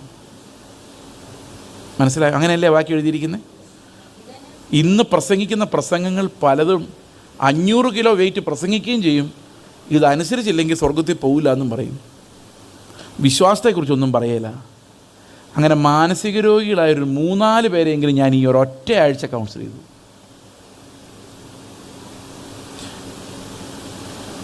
യേശുവിൻ്റെ നീതി വെളിപ്പെട്ടപ്പോൾ അത് വെളിപ്പെട്ടത് പ്രവൃത്തിക്കായിട്ടല്ല, അതൊരു വിശ്വാസത്തിനായിട്ടാണ് വെളിപ്പെട്ടത്. ആ വിശ്വാസത്തിലൂടെയാണ് ആ പ്രവൃത്തി ഉണ്ടാകേണ്ടത്. ഇതാണ് റോമാലേഖനം 1:16-17 വാക്യങ്ങൾ നമ്മൾ കാണുന്നത്. സുവിശേഷത്തെക്കുറിച്ച് എനിക്ക് ലജ്ജയില്ല, വിശ്വസിക്കുന്ന ഏവനും, ആദ്യം യഹൂദനും പിന്നെ യവനനും, അത് രക്ഷയ്ക്കായി ദൈവശക്തി. അപ്പം ലജ്ജയില്ലാത്തതിൻ്റെ കാര്യം, അതിൽ ദൈവത്തിൻ്റെ ശക്തിയുണ്ട്. എന്തിൽ? സുവിശേഷത്തിലുള്ള ദൈവത്തിൻ്റെ ശക്തി എന്തുവാ? 17 വാക്യം. അതിൽ ദൈവത്തിൻ്റെ നീതി വിശ്വാസം ഹേതുവായും വിശ്വാസത്തിനായിക്കൊണ്ടും വെളിപ്പെടുന്നു. ഇതിൻ്റെ ഇംഗ്ലീഷ് ഒന്ന് വയ്ക്കാമോ? അതിൽ ദൈവത്തിൻ്റെ നീതി വിശ്വാസം ഹേതുവായും വിശ്വാസത്തിനായിക്കൊണ്ടും വെളിപ്പെടുന്നു. എൻ്റെ നീതിമാൻ വിശ്വാസത്താൽ ജീവിക്കും എന്ന് എഴുതിയിരിക്കുന്നുവല്ലോ. കണ്ടോ, ആ ഇംഗ്ലീഷ് ട്രാൻസ്ലേഷൻ നോക്കിയേ, മലയാളം പോലെ തന്നെയാണ്. For therein is the righteousness of God revealed from faith to faith, as it is written, the just shall live by faith. ഇത്രയും നല്ല പോലെ ഇത് മലയാളത്തിൽ ട്രാൻസ്ലേറ്റ് ചെയ്ത ആളുകൾക്ക് ആയിട്ട് ഞാൻ ദൈവത്തെ സ്തോത്രം ചെയ്യുന്നു. കാരണം ഫ്രം ഫെയ്ത്ത് ടു ഫെയ്ത്ത് എന്ന് എഴുതിയിരിക്കുന്നുണ്ട്, അവർക്ക് ആ കൺഫ്യൂഷൻ ഉണ്ടായത്. സത്യത്തിൽ ആ പ്രിപ്പോസിഷൻ ടു എന്നുള്ളതിനേക്കാളും നല്ലത് ഫോർ എന്നാണ്. 2, 4 രണ്ടും എൻ്റെ ഗ്രാമർ പറഞ്ഞ ആകെ കുളോ. From faith and for faith, latest translation അങ്ങനെയാണ് ESV. From faith and for faith. മലയാളത്തിൽ അങ്ങനെ തന്നെയാണ്. വിശ്വാസം ഹേതുവായും വിശ്വാസത്തിനായിക്കൊണ്ടും. That's a translation. അതായത് എനിക്ക് അത്ഭുതം തോന്നുന്നത് അന്ന് ഈ ഹിന്ദുക്കളൊക്കെ കൂടിയാണ് ട്രാൻസ്ലേറ്റ് ചെയ്തത്. അവർക്ക് എന്താണെന്ന് ചോദിച്ചാൽ ഇതൊന്നും തെളിയിക്കാനില്ല. എങ്ങനെയാണോ എഴുതിയിരിക്കുന്നത് അതുപോലെ തന്നെ ട്രാൻസ്ലേറ്റ് ചെയ്യാൻ അവർ ഉദ്ദേശിച്ചുള്ളൂ. അതുകൊണ്ട് വേർഡ് ബൈ വേർഡ് അവരത് എഴുതി. ഈ മലയാളം സത്യവേദ പുസ്തകം കയ്യിലുള്ളതെല്ലാം സൂക്ഷിച്ച് വെച്ചോട്ടോ. കാരണം ബൈബിൾ സൊസൈറ്റിക്കാർ ബൈബിളിൽ ചെറിയ ചെറിയ മാറ്റങ്ങളൊക്കെ വരുത്തേക്ക് അടിക്കുന്നുണ്ട്. എപ്പോഴാണോ പഴയതെല്ലാം ക്യാൻസൽ ചെയ്ത് നമുക്ക് അറിയാൻ മേല. ഇന്ന് വരുന്നതിനകത്തെല്ലാം ഒത്തിരി തെറ്റുകളുണ്ട്. അപ്പോൾ കയ്യിലിരിക്കുന്ന എല്ലാം സൂക്ഷിച്ച് വേണമെങ്കിൽ 5-6 മേടിച്ച് കൈ വെച്ചാൽ. കാരണം വലിയ ക്ഷാമം ഉണ്ടാകാൻ സാധ്യതയുണ്ടെന്ന് ഞാൻ വിചാരിക്കുക. കഴിഞ്ഞ ദിവസം ബൈബിൾ സൊസൈറ്റിയുടെ ഒരു ബൈബിൾ എനിക്ക് ഒരാൾ തന്നു, പുതിയ വേർഷൻ നോക്കാൻ പറഞ്ഞ്. വായിച്ച് നോക്കിയപ്പോൾ എൻ്റെ പ്രിയ സഹോദരങ്ങളെ, നമ്മൾ ഉദ്ദേശിക്കുന്നതൊന്നും അല്ലാതെ എഴുതിയിരിക്കുന്നത് എല്ലാം വ്യാഖ്യാനമാണ്. അതിനകത്ത് എഴുതി വെച്ചിരിക്കുന്ന സ്നാനം എന്നുള്ള വാക്ക് പോലുമില്ല. സ്നാപനം എന്ന് പറയുന്ന ആ ഒരു കർമ്മമാണ്. അതുപോലെ എല്ലാം മാറ്റം വരുത്തിയിരിക്കുക. നമ്മൾ വായിച്ചാൽ നമ്മൾ ഈ സത്യവേദോസം വായിക്കുന്ന പോലെ അല്ലത്. ഇതാണ് ഒറിജിനൽ, ഇതാണ് ഇനി ഞങ്ങൾ പബ്ലിഷ് ചെയ്തെന്ന് പറഞ്ഞ് മറ്റേത് ക്യാൻസൽ ചെയ്താൽ ഇതിൻ്റെ എന്താ. പിന്നെ ഈ വേറെ ബൈബിൾ, പ്രീമിയർ ബൈബിളൊക്കെ ഉള്ളതുകൊണ്ട് ഒരു പക്ഷേ നമുക്ക് എവിടെയെങ്കിലുമൊക്കെ സംഘടിപ്പിക്കാം. So there is a danger any time that can happen. അപ്പോൾ ഈ ട്രാൻസ്ലേഷൻ, ഈ പഴയ സത്യവേദ പുസ്തകം കയ്യിലുള്ളവർ പ്രഷ്യസ് ആയിട്ട് സൂക്ഷിച്ച ഒന്നാന്തരം ട്രാൻസ്ലേഷൻ. അത് ചെറിയ വ്യത്യാസങ്ങളൊക്കെ ഉണ്ട് എങ്കിൽ പോലും. അപ്പോൾ ഫ്രം ഫെയ്ത്ത് ഫോർ ഫെയ്ത്ത് എന്ന് പറയുന്നത് എന്താ അർത്ഥം എന്നറിയോ? വിശ്വാസം, ഫ്രം വിശ്വാസം ആൻഡ് ഫോർ വിശ്വാസം എന്ന് പറഞ്ഞാൽ വിശ്വാസത്തിൽ നിന്നും വിശ്വാസം ഉണ്ടാകാൻ വേണ്ടിയും വിശ്വാസത്തിലേക്ക്. അപ്പോൾ രണ്ടിനും ഈ നീതിയാണ് വേണ്ടത്. അപ്പോൾ നീതിയുടെ പ്രസംഗം കേൾക്കുമ്പോൾ വിശ്വാസം ഉണ്ടാകും. വിശ്വാസം ഉണ്ടായിക്കഴിഞ്ഞാൽ അതിലൂടെ ആ നീതിയിലേക്ക് പോകാം. മനസ്സിലായി ഞാൻ പറഞ്ഞേ? വിശ്വാസത്തിന് നീതിയുടെ പ്രസംഗം കേൾക്കുമ്പോൾ അതിൽ നിന്ന് വിശ്വാസത്തിൽ നിന്ന് നീതിയിലേക്ക്. അപ്പോൾ റൈച്ചസ്നെസ് വെളിപ്പെട്ട് കഴിഞ്ഞാൽ അതിൽ നിന്ന് വിശ്വാസം ഉണ്ടാകും, അതിലേക്കും വിശ്വാസം ഉണ്ടാകും. മനസ്സിലാവുന്നുണ്ടോ? വിശ്വാസം എങ്ങനെ നമുക്കുണ്ടാകുന്നതെന്നറിയോ? കേൾവിയാൽ. എന്തിൻ്റെ കേൾവിയാൽ? വചനത്തിൻ്റെ കേൾവിയാൽ. എന്ത് വചനത്തിൻ്റെ കേൾവിയാൽ? നീതിയുടെ വചനത്തിൻ്റെ കേൾവിയാൽ. നമ്മളിത് വായിക്കും, നീതിയുടെ വചനത്തിൻ്റെ കേൾവിയാൽ. ഇതാണ് നമ്മളിപ്പോൾ തെളിയിക്കാൻ പോകുന്നത്. വിശ്വാസത്തിൻ്റെ വചനത്തിൻ്റെ കേൾവിയാലാണ് എന്തുണ്ടാകുന്നത്? വിശ്വാസം ഉണ്ടാകുന്നത്. ഇത് നമുക്കൊന്ന് വായിക്കാം. 2 പത്രോസ് 1:1 ഒന്ന് വായിച്ചേ. 2 പത്രോസ് 1:1.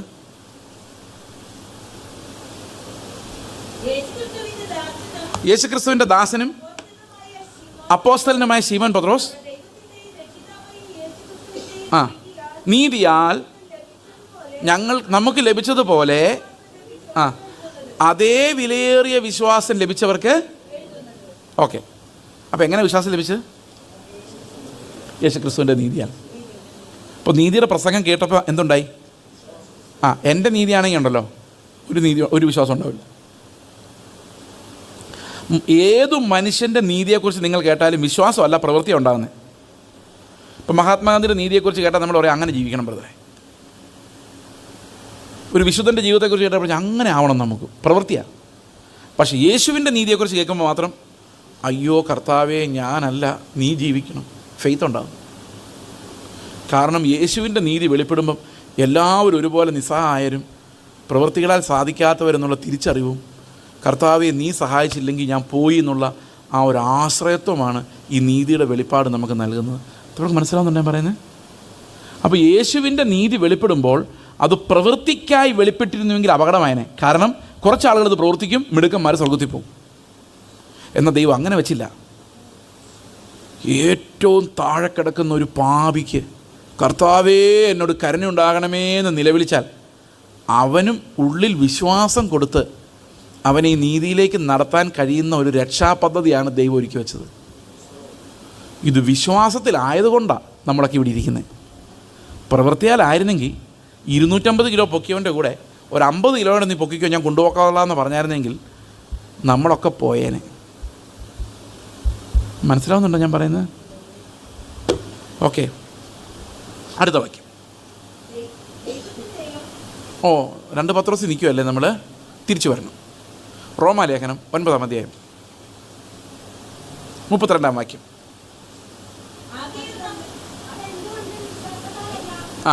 പ്രവൃത്തികളാൽ അന്വേഷിച്ചുകൊണ്ട് തന്നെ അവർ ഇടർച്ചക്കല്ലിന്മേൽ തട്ടി ഇടറി. ഈ ഇടർച്ചക്കല്ലെന്ന് പറഞ്ഞൊരു 500 കിലോ എന്ന് സങ്കല്പിച്ചോ. കർത്താവിൻ്റെ നീതി അതായിരുന്നു. അതിൽ തട്ടി പ്രവൃത്തികളാൽ അന്വേഷിച്ചവരെല്ലാം ഇടറിപ്പോയി. ഇപ്പം നിങ്ങളുടെ ഈ ഡോർ മാത്രം വെളിയിൽ ഇറങ്ങാനുള്ളൂ എന്ന് വിചാരിച്ചു. അവിടെ വേറെ ഡോറുണ്ട് എനിക്കറിയാം, പക്ഷേ ഇല്ലയെന്ന് വിചാരിച്ചു. ഇത് ഒരൊറ്റ ഡോറുള്ളൂ. ഇവിടെ ഒരു 500 കിലോയുടെ കല്ലിരിപ്പുണ്ടെന്ന് വിചാരിച്ചോ. ഞാൻ 250 കിലോ പൊക്കുന്ന ആളാണ്.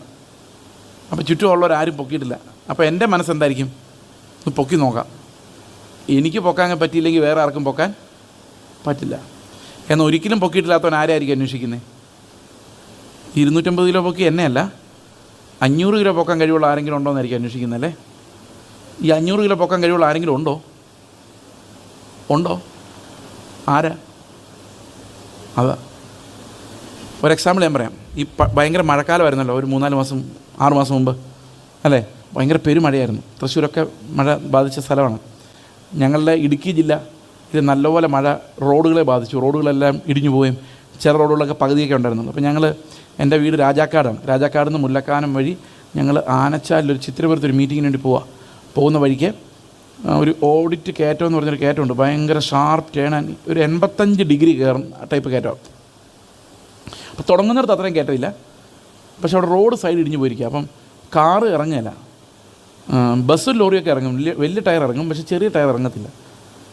ഞാനിങ്ങനെ അങ്ങോട്ട് ചെല്ലലും പെട്ടെന്നൊരു ലോറി എതിരെ വന്നു. സൈഡ് കൊടുക്കാൻ പ്ലേസില്ല.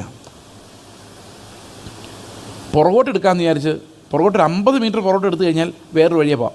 ഇതൊരു വളവാണ്, പക്ഷേ ഇതിലേ പോകാം. പക്ഷേ റിവേഴ്സ് എടുക്കാൻ വേണ്ടി ഗിയർ മാറ്റലും ഒരു KSRTC വണ്ടി തൊട്ട് പുറകെ വന്ന് ഓണടി തുടങ്ങി. പുറകോട്ട് പോകാൻ അവന്മാർ സമ്മതിക്കില്ല. ട്രാപ്ഡ്. മുമ്പോട്ട് പോകാൻ പ്ലേസും ഇല്ല, പുറകോട്ട് പോകാനും പറ്റില്ല. ലോറിക്കാർ ചീത്തയാണ്. കുഴിക്കാത്തിറക്കാൻ അവർ പറയുന്നത്. കുഴിക്കാത്തിറങ്ങി കയറ്റാൻ പറ്റില്ലെന്ന് എനിക്കറിയാം. അപ്പം ഞാൻ ആലോചിക്കുക, കർത്താവേ ഈ വണ്ടിയായിട്ട് പോരണ്ടായിരുന്നു. ഒരു സാറ് ഇതേപോലെ ബൈബിൾ സ്റ്റഡിക്ക് പോകുന്നുണ്ടായിരുന്നു. ഇവരെ വീട്ടിൽ ഇരുത്തിയിട്ട് അവരുടെ കൂടെ ഞാനങ്ങ് പോയാൽ മതിയായിരുന്നു എന്ന് പറഞ്ഞാൽ ഈ കഷ്ടപ്പാട് ആരനുഭവിച്ചോണ്ടേനെ? അയാൾ അനുഭവിച്ചോണ്ടേനെ, പകരക്കാരൻ. അതുവരെ ഞാൻ എക്സ്പേർട്ട് ഡ്രൈവറാണ്. പക്ഷെ ഒരു പ്രതിസന്ധി വന്നപ്പം ഞാൻ എന്നേക്കാളും എക്സ്പേർട്ടായിട്ടുള്ള ഒരാളെ അന്വേഷിക്കുന്നത്. അപ്പം ഞാൻ ഒടിഞ്ഞു. അപ്പോൾ ഞാൻ ചിന്തിക്കും, ആ മനുഷ്യനാണ് ഇതിലെല്ലാം വണ്ടി ഓടിച്ച് നല്ല പരിചയമാണ്, ഞാൻ വല്ലപ്പോഴും ഇവിടെ വരുന്നത്. അയാളായിരുന്നെങ്കിൽ ഇത് കയറ്റിക്കൊണ്ട് പോയതിനെ. ഈ സ്റ്റിയറിങ് ആർക്കെങ്കിലും കൊടുത്തേക്കായിരുന്നു. കാരണം ഞാൻ തോറ്റു. അപ്പോൾ എനിക്ക് ആര് വേണം? ഒരു പകരക്കാരൻ വേണം. ഞാൻ വിചാരിച്ചു ആ മലയുടെ മുകളിൽ ഒരു ബ്രദറുണ്ട്, ആ ബ്രദർ ഇറങ്ങി വന്നാലും മതിയായിരുന്നു. വിളിച്ചിട്ട് ഇറങ്ങി വരുമ്പോഴേക്കും ഈ ലോറിക്കാർ നമ്മൾ സമ്മതിക്കുകയില്ല. അവസാനം ആ ലോറിക്കാരൻ ഒരുത്തൻ പുറകോട്ട് എടുത്തെടുത്ത് ലോറി കയറ്റത്തിലോട്ട് പുറകോട്ട് ഒരു വിധത്തിൽ എടുത്തെടുത്ത് ഒരു ഇത്തിരി സൈഡ് ഒടുക്കി തന്നു. രണ്ടും കൽപ്പിച്ച് കണ്ണടച്ച് പിടിച്ച് അതിലേക്ക് ഓടിച്ചു പോയി. നിങ്ങളൊന്ന് ആലോചിക്കേ, നമ്മളെപ്പം നമ്മുടെ സോളിൻ്റെ പവർ മുട്ടുന്നോ, തോറ്റുപോകുന്നോ, തകർക്കപ്പെടുന്നോ, നിവൃത്തിയില്ലായ്മ എപ്പം നമ്മൾ അനുഭവിക്കുന്നോ, അപ്പോൾ മാത്രമേ നമുക്കൊരു പകരക്കാരനെ അന്വേഷിക്കാൻ തോന്നുള്ളൂ. അല്ലാത്ത എല്ലാ സമയത്തും നമ്മൾ ഭയങ്കര മിടുക്കന്മാരാണ്. നമ്മുടെ കയ്യിലില്ലാത്ത ഉത്തരമില്ല, നമ്മുടെ കയ്യിലില്ലാത്ത സൊല്യൂഷൻസ് ഇല്ല, നമുക്കില്ലാത്ത ഐഡിയാസ് ഇല്ല. ഐഡിയാസ് എല്ലാം മുട്ടുമ്പം പറയും, കർത്താവേ ഞാൻ തോറ്റു. ആ പോയിന്റിലേക്ക് എത്രയും പെട്ടെന്ന് എത്തിയാൽ അത്രയും കൂടുതൽ കർത്താവിനെ അനുഭവിക്കാം. ഇതിനെയാണ് തകർക്കപ്പെടുക, ബ്രോക്കൺ ആവുക, മാനസാന്തരപ്പെടുക എന്നൊക്കെ പറയുന്നത്. നമുക്ക് ഒത്തിരി കാര്യങ്ങൾ ചെയ്യാൻ ബുദ്ധിയുണ്ട്, പക്ഷെ തകർക്കപ്പെട്ട് കഴിഞ്ഞാൽ ആ ബുദ്ധിയൊന്നും പ്രയോഗിക്കാൻ പറ്റില്ല. പിന്നെ ആകെ പ്രയോഗിക്കാൻ പറ്റുന്ന യേശു പകരക്കാരൻ എന്നുള്ളൊരൊറ്റ ഫെയ്ത്ത് മാത്രമാണ്. അത്രയും സ്ഥലത്ത് നമ്മൾ 0 ആയി പോയെങ്കിൽ മാത്രമേ നമുക്കൊരാളൊരു തല്ല് തന്ന ആ സാഹചര്യത്തെ നേരിടാൻ 10 കാര്യങ്ങൾ ചെയ്യാം. നല്ല ബുദ്ധിയുള്ളവനാണ് 20 കാര്യങ്ങൾ ഒപ്പിക്കും. പക്ഷെ അതിനോടെല്ലാം മരിച്ചാലേ നമുക്ക് എന്ത് പറയാൻ പറ്റുള്ളൂ? കർത്താവേ നീ എന്ത് ചെയ്യുമായിരുന്നുള്ളതിലേക്ക് നടത്തണം, ബാക്കി എല്ലാത്തിനോടും ഞാൻ ചത്തു. നല്ല എളുപ്പമല്ലേ? നല്ല എളുപ്പമാണ്, വിശ്വസിച്ചാൽ മതി. പക്ഷെ വിശ്വസിക്കില്ല, അതാണ് പ്രശ്നം. ദൈവത്തെ അങ്ങനെ കടന്ന് വിശ്വസിക്കാൻ നമുക്ക് ധൈര്യമില്ല, അത്രയും സ്നേഹവും ഇല്ല. അതാണ് എൻ്റെ കാര്യം. ഞാനൊരു ചെറിയ ഉദാഹരണം പറയാം. ഇത് പറഞ്ഞു തീർക്കാൻ പറ്റില്ല, രാവിലെ ബാക്കി പറയും. ഞാനൊരു ദിവസം കോട്ടയത്തിനടുത്ത് ഞാലിയാകുഴി എന്ന് പറയുന്ന സ്ഥലത്ത് കാറുമായിട്ട് പോവാണ്. വേറൊരു കാറാണ് ഓടിക്കുന്നത്. അപ്പം ഞാനൊരു ആ ജംഗ്ഷനിൽ കൊണ്ടുപോയി നിർത്തി. ട്രാഫിക് ജംഗ്ഷനാണ്. പുറകെ നിന്നൊരു ബൈക്ക്, ഒരു സൂപ്പർ ബൈക്ക്. ഈ ബൈക്ക് എന്ന് പറഞ്ഞാൽ അറിയാമോ നിങ്ങൾക്ക്? സൂപ്പർ ബൈക്ക് ഈ പുറകിലെ സീറ്റ് ഇങ്ങനെ പൊങ്ങി നിൽക്കും. അപ്പം ഫ്രണ്ടിലൊരുത്തൻ ബ്രേക്ക് ചവിട്ടിയാൽ ഇവൻ മുമ്പിൽ വന്ന് വീഴണം. അതാണ് അതിൻ്റെ ഡിസൈൻ. ഇവൻ വന്നു എൻ്റെ വണ്ടിയുടെ ബാക്കിലോട്ട് ഒറ്റ ഇടി ധമ്മെന്ന് കേട്ടു. ഞാൻ വിൻഡോയിൽ കൂടെ നോക്കിയപ്പം വാഗണർ അതിൻ്റെ ബമ്പർ ഇങ്ങനെ തുറന്നിട്ടുണ്ട്, 2 സൈഡിലും കാണാം. അപ്പോൾ ഇവൻ എൻ്റെ അടുത്ത് വന്നു. ഞാൻ വിൻഡോ താഴ്ത്തിയിട്ട് അവനോട് ചോദിച്ചു, എന്ത് പറ്റിയത്? അന്നേരം പറഞ്ഞു ബ്രേക്ക് കിട്ടില്ല സാറേ എന്ന് പറഞ്ഞു. ഞാൻ പറഞ്ഞു ഇത്രയും വലിയ ബൈക്ക് മേടിച്ചിട്ടോ അതിൻ്റെ കൂടെ നിനക്ക് ബ്രേക്ക് കിട്ടിയില്ലെന്ന് ചോദിച്ചു. ഭയങ്കര ബുദ്ധിയല്ലേ? ഉടനെ കർത്താവിനോട് ചോദിച്ചു, ഇത് ആരുടെ രാജ്യമാണ് നീ സ്ഥാപിക്കുന്നത്? നീ അവനോട് യുദ്ധം ചെയ്യാൻ പോകണോ? അപ്പോഴെനിക്ക് മനസ്സിലായത് ഇതിനോടെല്ലാം ഞാൻ ചത്തതാണല്ലോ. ഞാൻ അവനെ നോക്കി ചിരിച്ചിട്ട് പറഞ്ഞു പൊക്കോളാൻ പറഞ്ഞു. നോക്കുമ്പോൾ ഭയങ്കര സങ്കടം, 2500 രൂപ പോക്കാം. പിന്നെ അവനോട് പറഞ്ഞു, ചിരിച്ചു കൈ വിട്ടി പൊക്കോളാൻ പറഞ്ഞു. ഓ എന്തൊരു പാടായിരുന്നു. പക്ഷെ അത് കഴിഞ്ഞ് അവൻ പോയി കഴിഞ്ഞ് ഈ വണ്ടിയുടെ ടയർ നോക്കുമ്പം എനിക്ക് വിഷമം തോന്നിയാലും ഉള്ളിൽ എനിക്കറിയാം കർത്താവേ, ഒരു സമയം ഒരു നിമിഷ നേരത്തേക്ക് ഞാനല്ല നീ എന്ന് പറയാൻ എന്നെ സഹായിച്ചതിൻ്റെ ആ ഒരു സന്തോഷം, അതൊരു ഭയങ്കര സന്തോഷമാണ്. ഞങ്ങളുടെ ചർച്ചിലൊരു സഹോദരൻ ഇങ്ങനെ പറയുമായിരുന്നു, ഈ കുഴിനകമൊക്കെ വരുമ്പോൾ അതിൻ്റെ ചുറ്റും പ്രസ് ചെയ്യുമ്പം കിട്ടുന്നൊരു വേദനയുള്ള ഒരു സുഖമുണ്ട്. അതുപോലെ ഈ ജഡം മരിക്കാൻ വിട്ടുകൊടുക്കുമ്പോൾ എന്നുള്ള കാര്യം. സത്യം പറഞ്ഞാൽ അവിടെ ഇറങ്ങി ചെന്നിട്ട് എന്തോടെ നീ കാണിച്ചതിന് ചോദിക്കണം. പിന്നെ ഞാൻ ഓർത്തു, യാത്ര ചെയ്തപ്പോഴെല്ലാം ഓർത്തു, കർത്താവേ അവനോട് ഒരു നല്ല വർത്തമാനവും കൂടെ പറയേണ്ടതായിരുന്നു. സാരമില്ല, സൂക്ഷിച്ചോടിക്കും മോനെ എന്നും കൂടെ പറഞ്ഞു വിടേണ്ടതായിരുന്നല്ലോ. പക്ഷെ അത്രയും യേശുവിൻ്റെ ജീവൻ അങ്ങോട്ട് ഒഴുകിയില്ല. നിങ്ങളൊന്ന് ആലോചിച്ച് നോക്കിയേ, എത്രയോ മനോഹരമായിട്ട് നമുക്ക് നമ്മുടെ കർത്താവിനെ നമ്മുടെ കുടുംബത്തിലും നാട്ടിലും വീട്ടിലും എല്ലാം കാണിച്ചു കൊടുക്കാൻ പറ്റും. Just believe you died. സന്തോഷം. ഇങ്ങനെ അല്ലാതെ പാപത്തിൽ നിന്ന് രക്ഷപ്പെടാൻ നിങ്ങൾ 5 ദിവസമല്ല 150 ദിവസം ഇരുന്നാലും നടക്കുകയല്ല. വ്രതങ്ങൾ വഴിയല്ല നമ്മൾ ജയിക്കുന്നത്, വിശ്വാസത്താലാണ്. നാം ജയിച്ച ജയം എന്ന് പറയുന്നത് അവൻ്റെ വിശ്വാസമാണ്, അവനിലുള്ള. അല്ലാതെ ഒരു ജയവും ദൈവം വാഗ്ദത്തം ചെയ്തിട്ടില്ല. only by faith in the victorious Lord as our substitute. അപ്പം നമ്മൾ ചെയ്യുന്ന പ്രവൃത്തികൾ ജഡത്തിൻ്റെ ആയിരിക്കില്ല, ഭയങ്കര ഗ്രേസ് ആയിരിക്കും. കണ്ടു നിൽക്കുന്നവർ, എനിക്കവിടെ ഗ്രേസ് അത്രയും കാണിക്കാൻ പറ്റിയില്ല. ഞാൻ പിന്നെ ആലോചിച്ച് കുറച്ചും കൂടെ ജീവൻ്റെ ഒഴുക്കുണ്ടായിരുന്നെങ്കിൽ, ഈ ആദ്യം ആ വാക്യം പറഞ്ഞുകൊണ്ടാണ് ഒഴുക്ക് പോയത്. അത് പതുക്കെ ആ പുറമേ ഉള്ളവൻ്റെ ബുദ്ധി അങ്ങ് ക്ഷയിച്ചിട്ട് കർത്താവേ നീ മാത്രം എന്ന് പറയുന്ന ഒരവസ്ഥയിലേക്ക് നമ്മൾ വരുന്ന ആലോചിച്ച് നോക്കി. എന്ത് മനോഹരമായിരിക്കും ജീവിതം. ഇവിടെ മാത്രമല്ല, അവിടെയും ദൈവത്തിൻ്റെ ആനന്ദ തൈലം കൊണ്ടുള്ള അഭിഷേകം ഒരിക്കലും കുറയാതെ അങ്ങനെ നമ്മുടെ മേൽ നിൽക്കും. മനസ്സിലായോ ഞാൻ പറഞ്ഞ? ഈ ആനന്ദ തൈലം കൊണ്ടുള്ള അഭിഷേകം എന്ന് പറഞ്ഞാൽ എന്നാന്നറിയോ? ആ 2500 രൂപ പേ ചെയ്യുമ്പോൾ ഒരു സുഖമുണ്ട്. നഷ്ടമാണ്, ആകെ അതേ കാണുള്ളൂ കയ്യിൽ. പക്ഷെ അത് കൊടുക്കുമ്പം എനിക്കറിയാം ഇത് കർത്താവാണ് കൊടുക്കുന്നത്. മനസ്സിലാവുന്നുണ്ടോ? ഒരിടി കൊള്ളേ, എന്നിട്ട് അത് നോക്കി ചിരിച്ചിട്ടൊന്ന് കെട്ടിപ്പിടിക്കേ. എന്ത് പവറാണതിനെന്നറിയോ? എന്ത് പറ്റി മിണ്ടാതിരിക്കുന്നത്? അപ്പോൾ ക്രിസ്തു നമുക്ക് പകരക്കാരനായി ഏത് സന്ദർഭത്തിലും വരാൻ തയ്യാറാണ്. ഈ 500 കിലോ വെയിറ്റ് എന്ന് പറയുന്നത് അവന് മാത്രം എടുക്കാൻ പറ്റും. ഇതെല്ലാം ഭയങ്കര വെയിറ്റാണ്. ചെയ്സ് എന്ന് പറയുന്ന മനുഷ്യന് ഇതൊന്നും എടുക്കാൻ പറ്റില്ല. പക്ഷെ അവിടെ എല്ലാം നമുക്കൊരു പുരോഹിതൻ, ഒരു മഹാപുരോഹിതൻ, നമുക്ക് പരിജ്ഞാനം നൽകുന്ന, എന്ത് ചെയ്യണമെന്ന് വെളിപ്പെടുത്തുന്ന ഒരു പുരോഹിതൻ അവിടെ നമുക്ക് പകരക്കാരനായിട്ടുണ്ട്. അടുത്ത വാക്യം.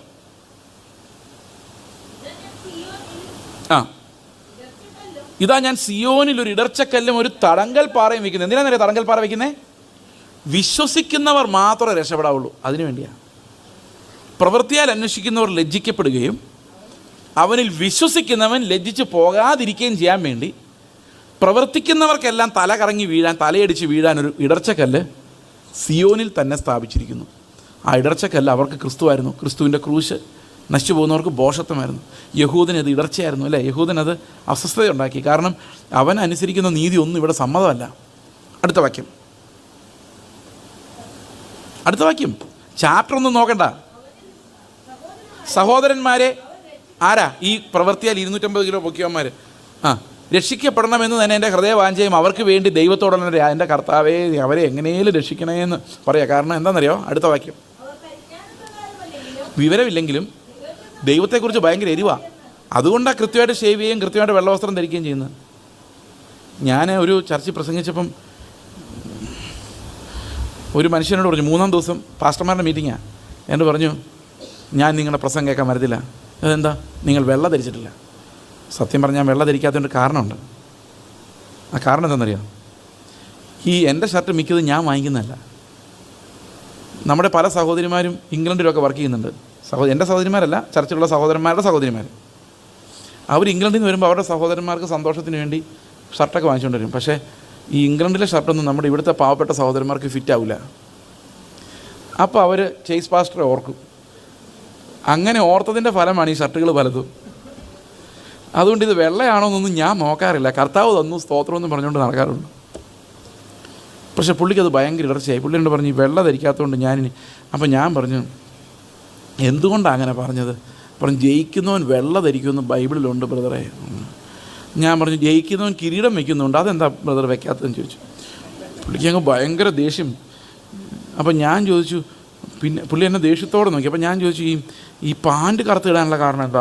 അത് ജയം പൂർണ്ണമല്ലെന്നാണോ, അതോ പൂർണ്ണമായിട്ട് വേണ്ടാന്നാണോ, പകുതി മതി എന്നാണോ, എന്താ ഉദ്ദേശിക്കുന്നത്? അന്നേരം പുള്ളി ദേഷ്യപ്പെട്ടു. പുള്ളി എന്നോട് പറഞ്ഞു നിങ്ങളിങ്ങനത്തെ മുട്ടാപ്പോക്ക് പറയുന്ന കുറേ പേര് ബൈബിൾ കോളേജിൽ നിന്ന് ഇറങ്ങിയിട്ടുണ്ട്, നിങ്ങളെ കൊണ്ടാണ് ഇങ്ങനത്തെ നശിച്ചു പോകുന്നത്. എന്നിട്ട് പറഞ്ഞു ഈ വെള്ള വസ്ത്രത്തിന് വേണ്ടി ഞാൻ ഭയങ്കര വില കൊടുത്തിട്ടുള്ളതാണ്. വിശുദ്ധിക്ക് വേണ്ടി എന്നാണ് പറയുന്നത്. വിശുദ്ധിക്ക് വേണ്ടി പരിജ്ഞാനമില്ല, ഭയങ്കര എരിവാണ്. കർത്താവിന് വേണ്ടി വേണേൽ ചാവാനും തയ്യാറാണ്. പക്ഷേ എന്താ ചെയ്യേണ്ടതെന്ന് അറിയാൻ മേല. മനസ്സിലാവുന്നുണ്ടോ? അത് യഹൂദന്മാർക്ക് മാത്രമല്ല, ഈ പ്രവൃത്തികളാൽ ആരെല്ലാം അന്വേഷിക്കുന്നുണ്ടോ അവർക്കെല്ലാം സംഭവിക്കുന്ന പ്രശ്നമാണ്. ചില ആൾക്കാർ, ഞാൻ പറയുന്നില്ല, പറഞ്ഞാൽ നമുക്ക് കുറച്ചും കൂടെ വിവേചിക്കാം, പക്ഷേ നിങ്ങൾ തന്നെ വിവേചിക്കുന്നത് നല്ലത്. പ്രവൃത്തികളാൽ ആരെല്ലാം രക്ഷ അന്വേഷിക്കുന്നുണ്ടോ അവരെല്ലാം ക്രിസ്തുവിൻ്റെ പ്രവൃത്തിയോളം എത്തുകയില്ല താനും, അതിന് വളരെ താഴെയുള്ളൊരു പ്രവൃത്തി സെറ്റിലാവുകയും ചെയ്യും. അത് വെച്ച് മറ്റുള്ളവരെ വിധിക്കുകയും ചെയ്യും. നിങ്ങൾ ആലോചിച്ചാൽ മതി, വിവേചിച്ചാൽ മതി. അങ്ങനെയാണ് ഇടർച്ചക്കല്ല് ഇന്ന് പെന്തക്കോസ്തിലും വർക്ക് ചെയ്തുകൊണ്ടിരിക്കുന്നത്. ഇന്ന് ക്രിസ്തുവിൻ്റെ ക്രൂശ് നശിച്ചു പോകുന്നവർക്ക് ഒരു ബോഷത്വവും ഒരു ഇടർച്ചക്കല്ലുമാണ്. എന്നാൽ ഏതു പാപി അവനെ വിശ്വസിച്ചാലും ആ സമയത്ത് തന്നെ അവനെ രക്ഷിക്കാനുള്ള ശക്തിയും അതിന് ഉണ്ട്. അടുത്ത വാക്യം ഇതാണ്, അവർ ദൈവത്തിൻ്റെ നീതി അറിയാതെ. ഞാൻ നിങ്ങളോട് നേരത്തെ പറഞ്ഞില്ലേ, കണ്ണിന് പകരം കണ്ണ് ചൂടുന്നെടുത്ത് എറിഞ്ഞ് കളയണം, അത് പറ്റില്ല. എന്നാൽ പിന്നെ ഷേവ് ചെയ്തേക്കാം. ഇതാണ് ദൈവത്തിൻ്റെ നീതി അറിയാതെ എന്ത് ചെയ്തു? സ്വന്തം നീതി സ്ഥാപിപ്പാൻ അന്വേഷിച്ചുകൊണ്ട് ദൈവത്തിൻ്റെ നീതിക്ക് കീഴ്പ്പെട്ടില്ല. കാരണം അത് കീഴ്പ്പെടാൻ പറ്റില്ല. അതിന് ജഡം ഒടിയണം, മരിക്കണം, അത് പറ്റില്ല. പറ്റുന്ന കാര്യങ്ങളൊക്കെ ചെയ്യാം. ഹോസ്പിറ്റലിൽ പോവില്ല ബ്രദർ ഞങ്ങൾ, നല്ല കാര്യം, വളരെ നല്ല കാര്യം. കാരണം ഇന്നത്തെ കാലത്ത് ഹോസ്പിറ്റലിൽ പോയാൽ ഒരു ഡോറിൽ കൂടെ പോയാൽ വേറെ ഡോറിൽ കൂടെ ഇറങ്ങി വരുന്നു, പറയാൻ പറ്റില്ല. പോകാതിരിക്കുന്ന ഏറ്റവും നല്ലത്. പക്ഷേ പോകരുതെന്ന് വേറൊരാൾ പറയുമ്പം അതിൻ്റെ പ്രതിസന്ധി എന്താണെന്ന് വെച്ച് കഴിഞ്ഞാൽ, ബൈബിളിൽ നമ്മളോട് ഡയറക്റ്റായിട്ട് ആവശ്യപ്പെടാത്തൊരു കാര്യം ഞാനൊരു നിയമമാക്കി, നല്ല കാര്യമാണെങ്കിൽ പോലും. പക്ഷേ ബൈബിളിൽ പലപ്പോഴും പറഞ്ഞിട്ടുണ്ട് സ്വത്ത് ഉപേക്ഷിച്ച് ദരിദ്രന് കൊടുക്കുക, അത് പറ്റില്ല. അതായത് എന്താ തെളിയിക്കുന്നറിയോ? ആശുപത്രി പോകാതെ ഞാൻ ചത്താലും എൻ്റെ നയാ പൈസ ഒരുത്തിനും കൊടുക്കുമെന്ന് വിചാരിക്കേണ്ടതെന്നാണ് ആ വിശ്വാസത്തിൻ്റെ അർത്ഥം. നിങ്ങൾ വിവേചിച്ചോ, ഞാൻ പറയുന്ന കാര്യങ്ങളെല്ലാം വിവേചിക്കാൻ നിങ്ങൾക്ക് അധികാരമുണ്ട്. അടുത്ത വാക്യം ഇവിടെ നമ്മൾ നിർത്തുക. ഓക്കെ, ഇനി പറഞ്ഞു തുടങ്ങി ഒത്തിരി സമയമെടുക്കും. വിശ്വാസത്തിൻ്റെ വചനം, നീതിയുടെ വചനം എന്താണെന്ന് നമ്മൾ നാളെ രാവിലെ കാണാം. അത് കഴിഞ്ഞ് ചോദ്യങ്ങൾ വരുന്നതാണ് നല്ലത്. ഇവിടെ പറയുന്നത് വിശ്വസിക്കുന്ന എല്ലാവർക്കും നീതി ലഭിക്കുവാൻ ക്രിസ്തു ന്യായപ്രമാണത്തിൻ്റെ അവസാനമാകുന്നു. അപ്പോൾ 500 കിലോ പൊക്കിയവൻ ആരാണ്? ക്രിസ്തുവാണ്. അപ്പോൾ 10 കിലോ പൊക്കുന്ന ഞാനും 20 കിലോ പൊക്കുന്ന നിങ്ങളും വീഴുമ്പോൾ 500 കിലോ പൊക്കിയവനറിയാം എൻ്റെ ബലം, നിങ്ങളുടെ ബലം, അവരുടെ ബലം, ഇവരുടെ ബലം, എല്ലാവരുടെയും ബലം അറിയാവുന്ന ആർക്കാ? ഇത് പൊക്കിയവനാണോ തോറ്റവനാണോ? പൊക്കിയവനറിയാവുന്നത്. അപ്പോൾ യേശു എന്ന പകരക്കാരനിലേക്ക് ഞാൻ ആശ്രയിക്കുമ്പം ഞാൻ 5 കിലോയും 10 കിലോ ഒന്നും അല്ല പൊക്കുന്നത്, ന്യായപ്രമാണത്തിൻ്റെ അവസാനം വരെയാണ് പൊക്കുന്നത്. മനസ്സിലാകുന്നുണ്ടോ? അപ്പോൾ നമ്മുടെ നീതി പരീശൻ്റെയും ശാസ്ത്രിയുടെ നീതിയെ കവിയുന്നൊരു നീതി ഉണ്ടാകുന്നത് എൻ്റെ ജഡത്തിൻ്റെ പ്രവൃത്തികളിലൂടെ അല്ല, ആത്മാവിൽ ക്രിസ്തുവിൻ്റെ ജീവനിലൂടെ വരുന്ന അവൻ്റെ പകരക്കാരൻ അവൻ എന്നുള്ള ഫെയ്ത്തിൽ നിന്ന് വരുന്ന പ്രവൃത്തികളാണ് നമ്മുടെ നീതിയെ പരീശന്മാരുടെയും ശാസ്ത്രിമാരുടെയും നീതിയുടെ അപ്പുറത്തേക്ക് കടത്തിവിടുന്നത്. നമുക്ക് തൽക്കാലം പ്രാർത്ഥിച്ച് അവസാനിപ്പിക്കാം, നാളെ തുടരാം. ഞങ്ങളുടെ സ്വർഗ്ഗസ്ഥ പിതാവേ, അങ്ങയുടെ മഹത്വമേറിയ നാമത്തിന് നന്ദി പറയുന്നു.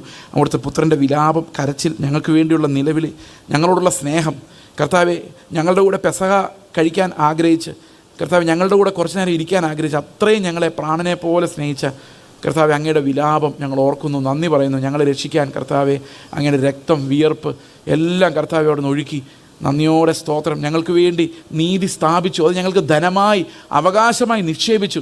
ഞങ്ങളുടെ ഉള്ളിൽ അതിനാൽ വിശ്വാസത്തെ ഉണ്ടാക്കി ഞങ്ങളെ പാപത്തിൽ നിന്ന് രക്ഷിക്കുവാൻ അങ്ങേക്ക് തിരുവുള്ളമുണ്ടായതിനായിട്ട് സ്തോത്രം ചെയ്യുന്നു കർത്താവേ. നന്ദി പറയുന്നു. ഞങ്ങൾക്ക് അവിടുത്തെ വചനത്തെ വെളിപ്പെടുത്തി തരണമേ കർത്താവായ യേശു ക്രിസ്തുവിൻ്റെ നാമത്തിൽ.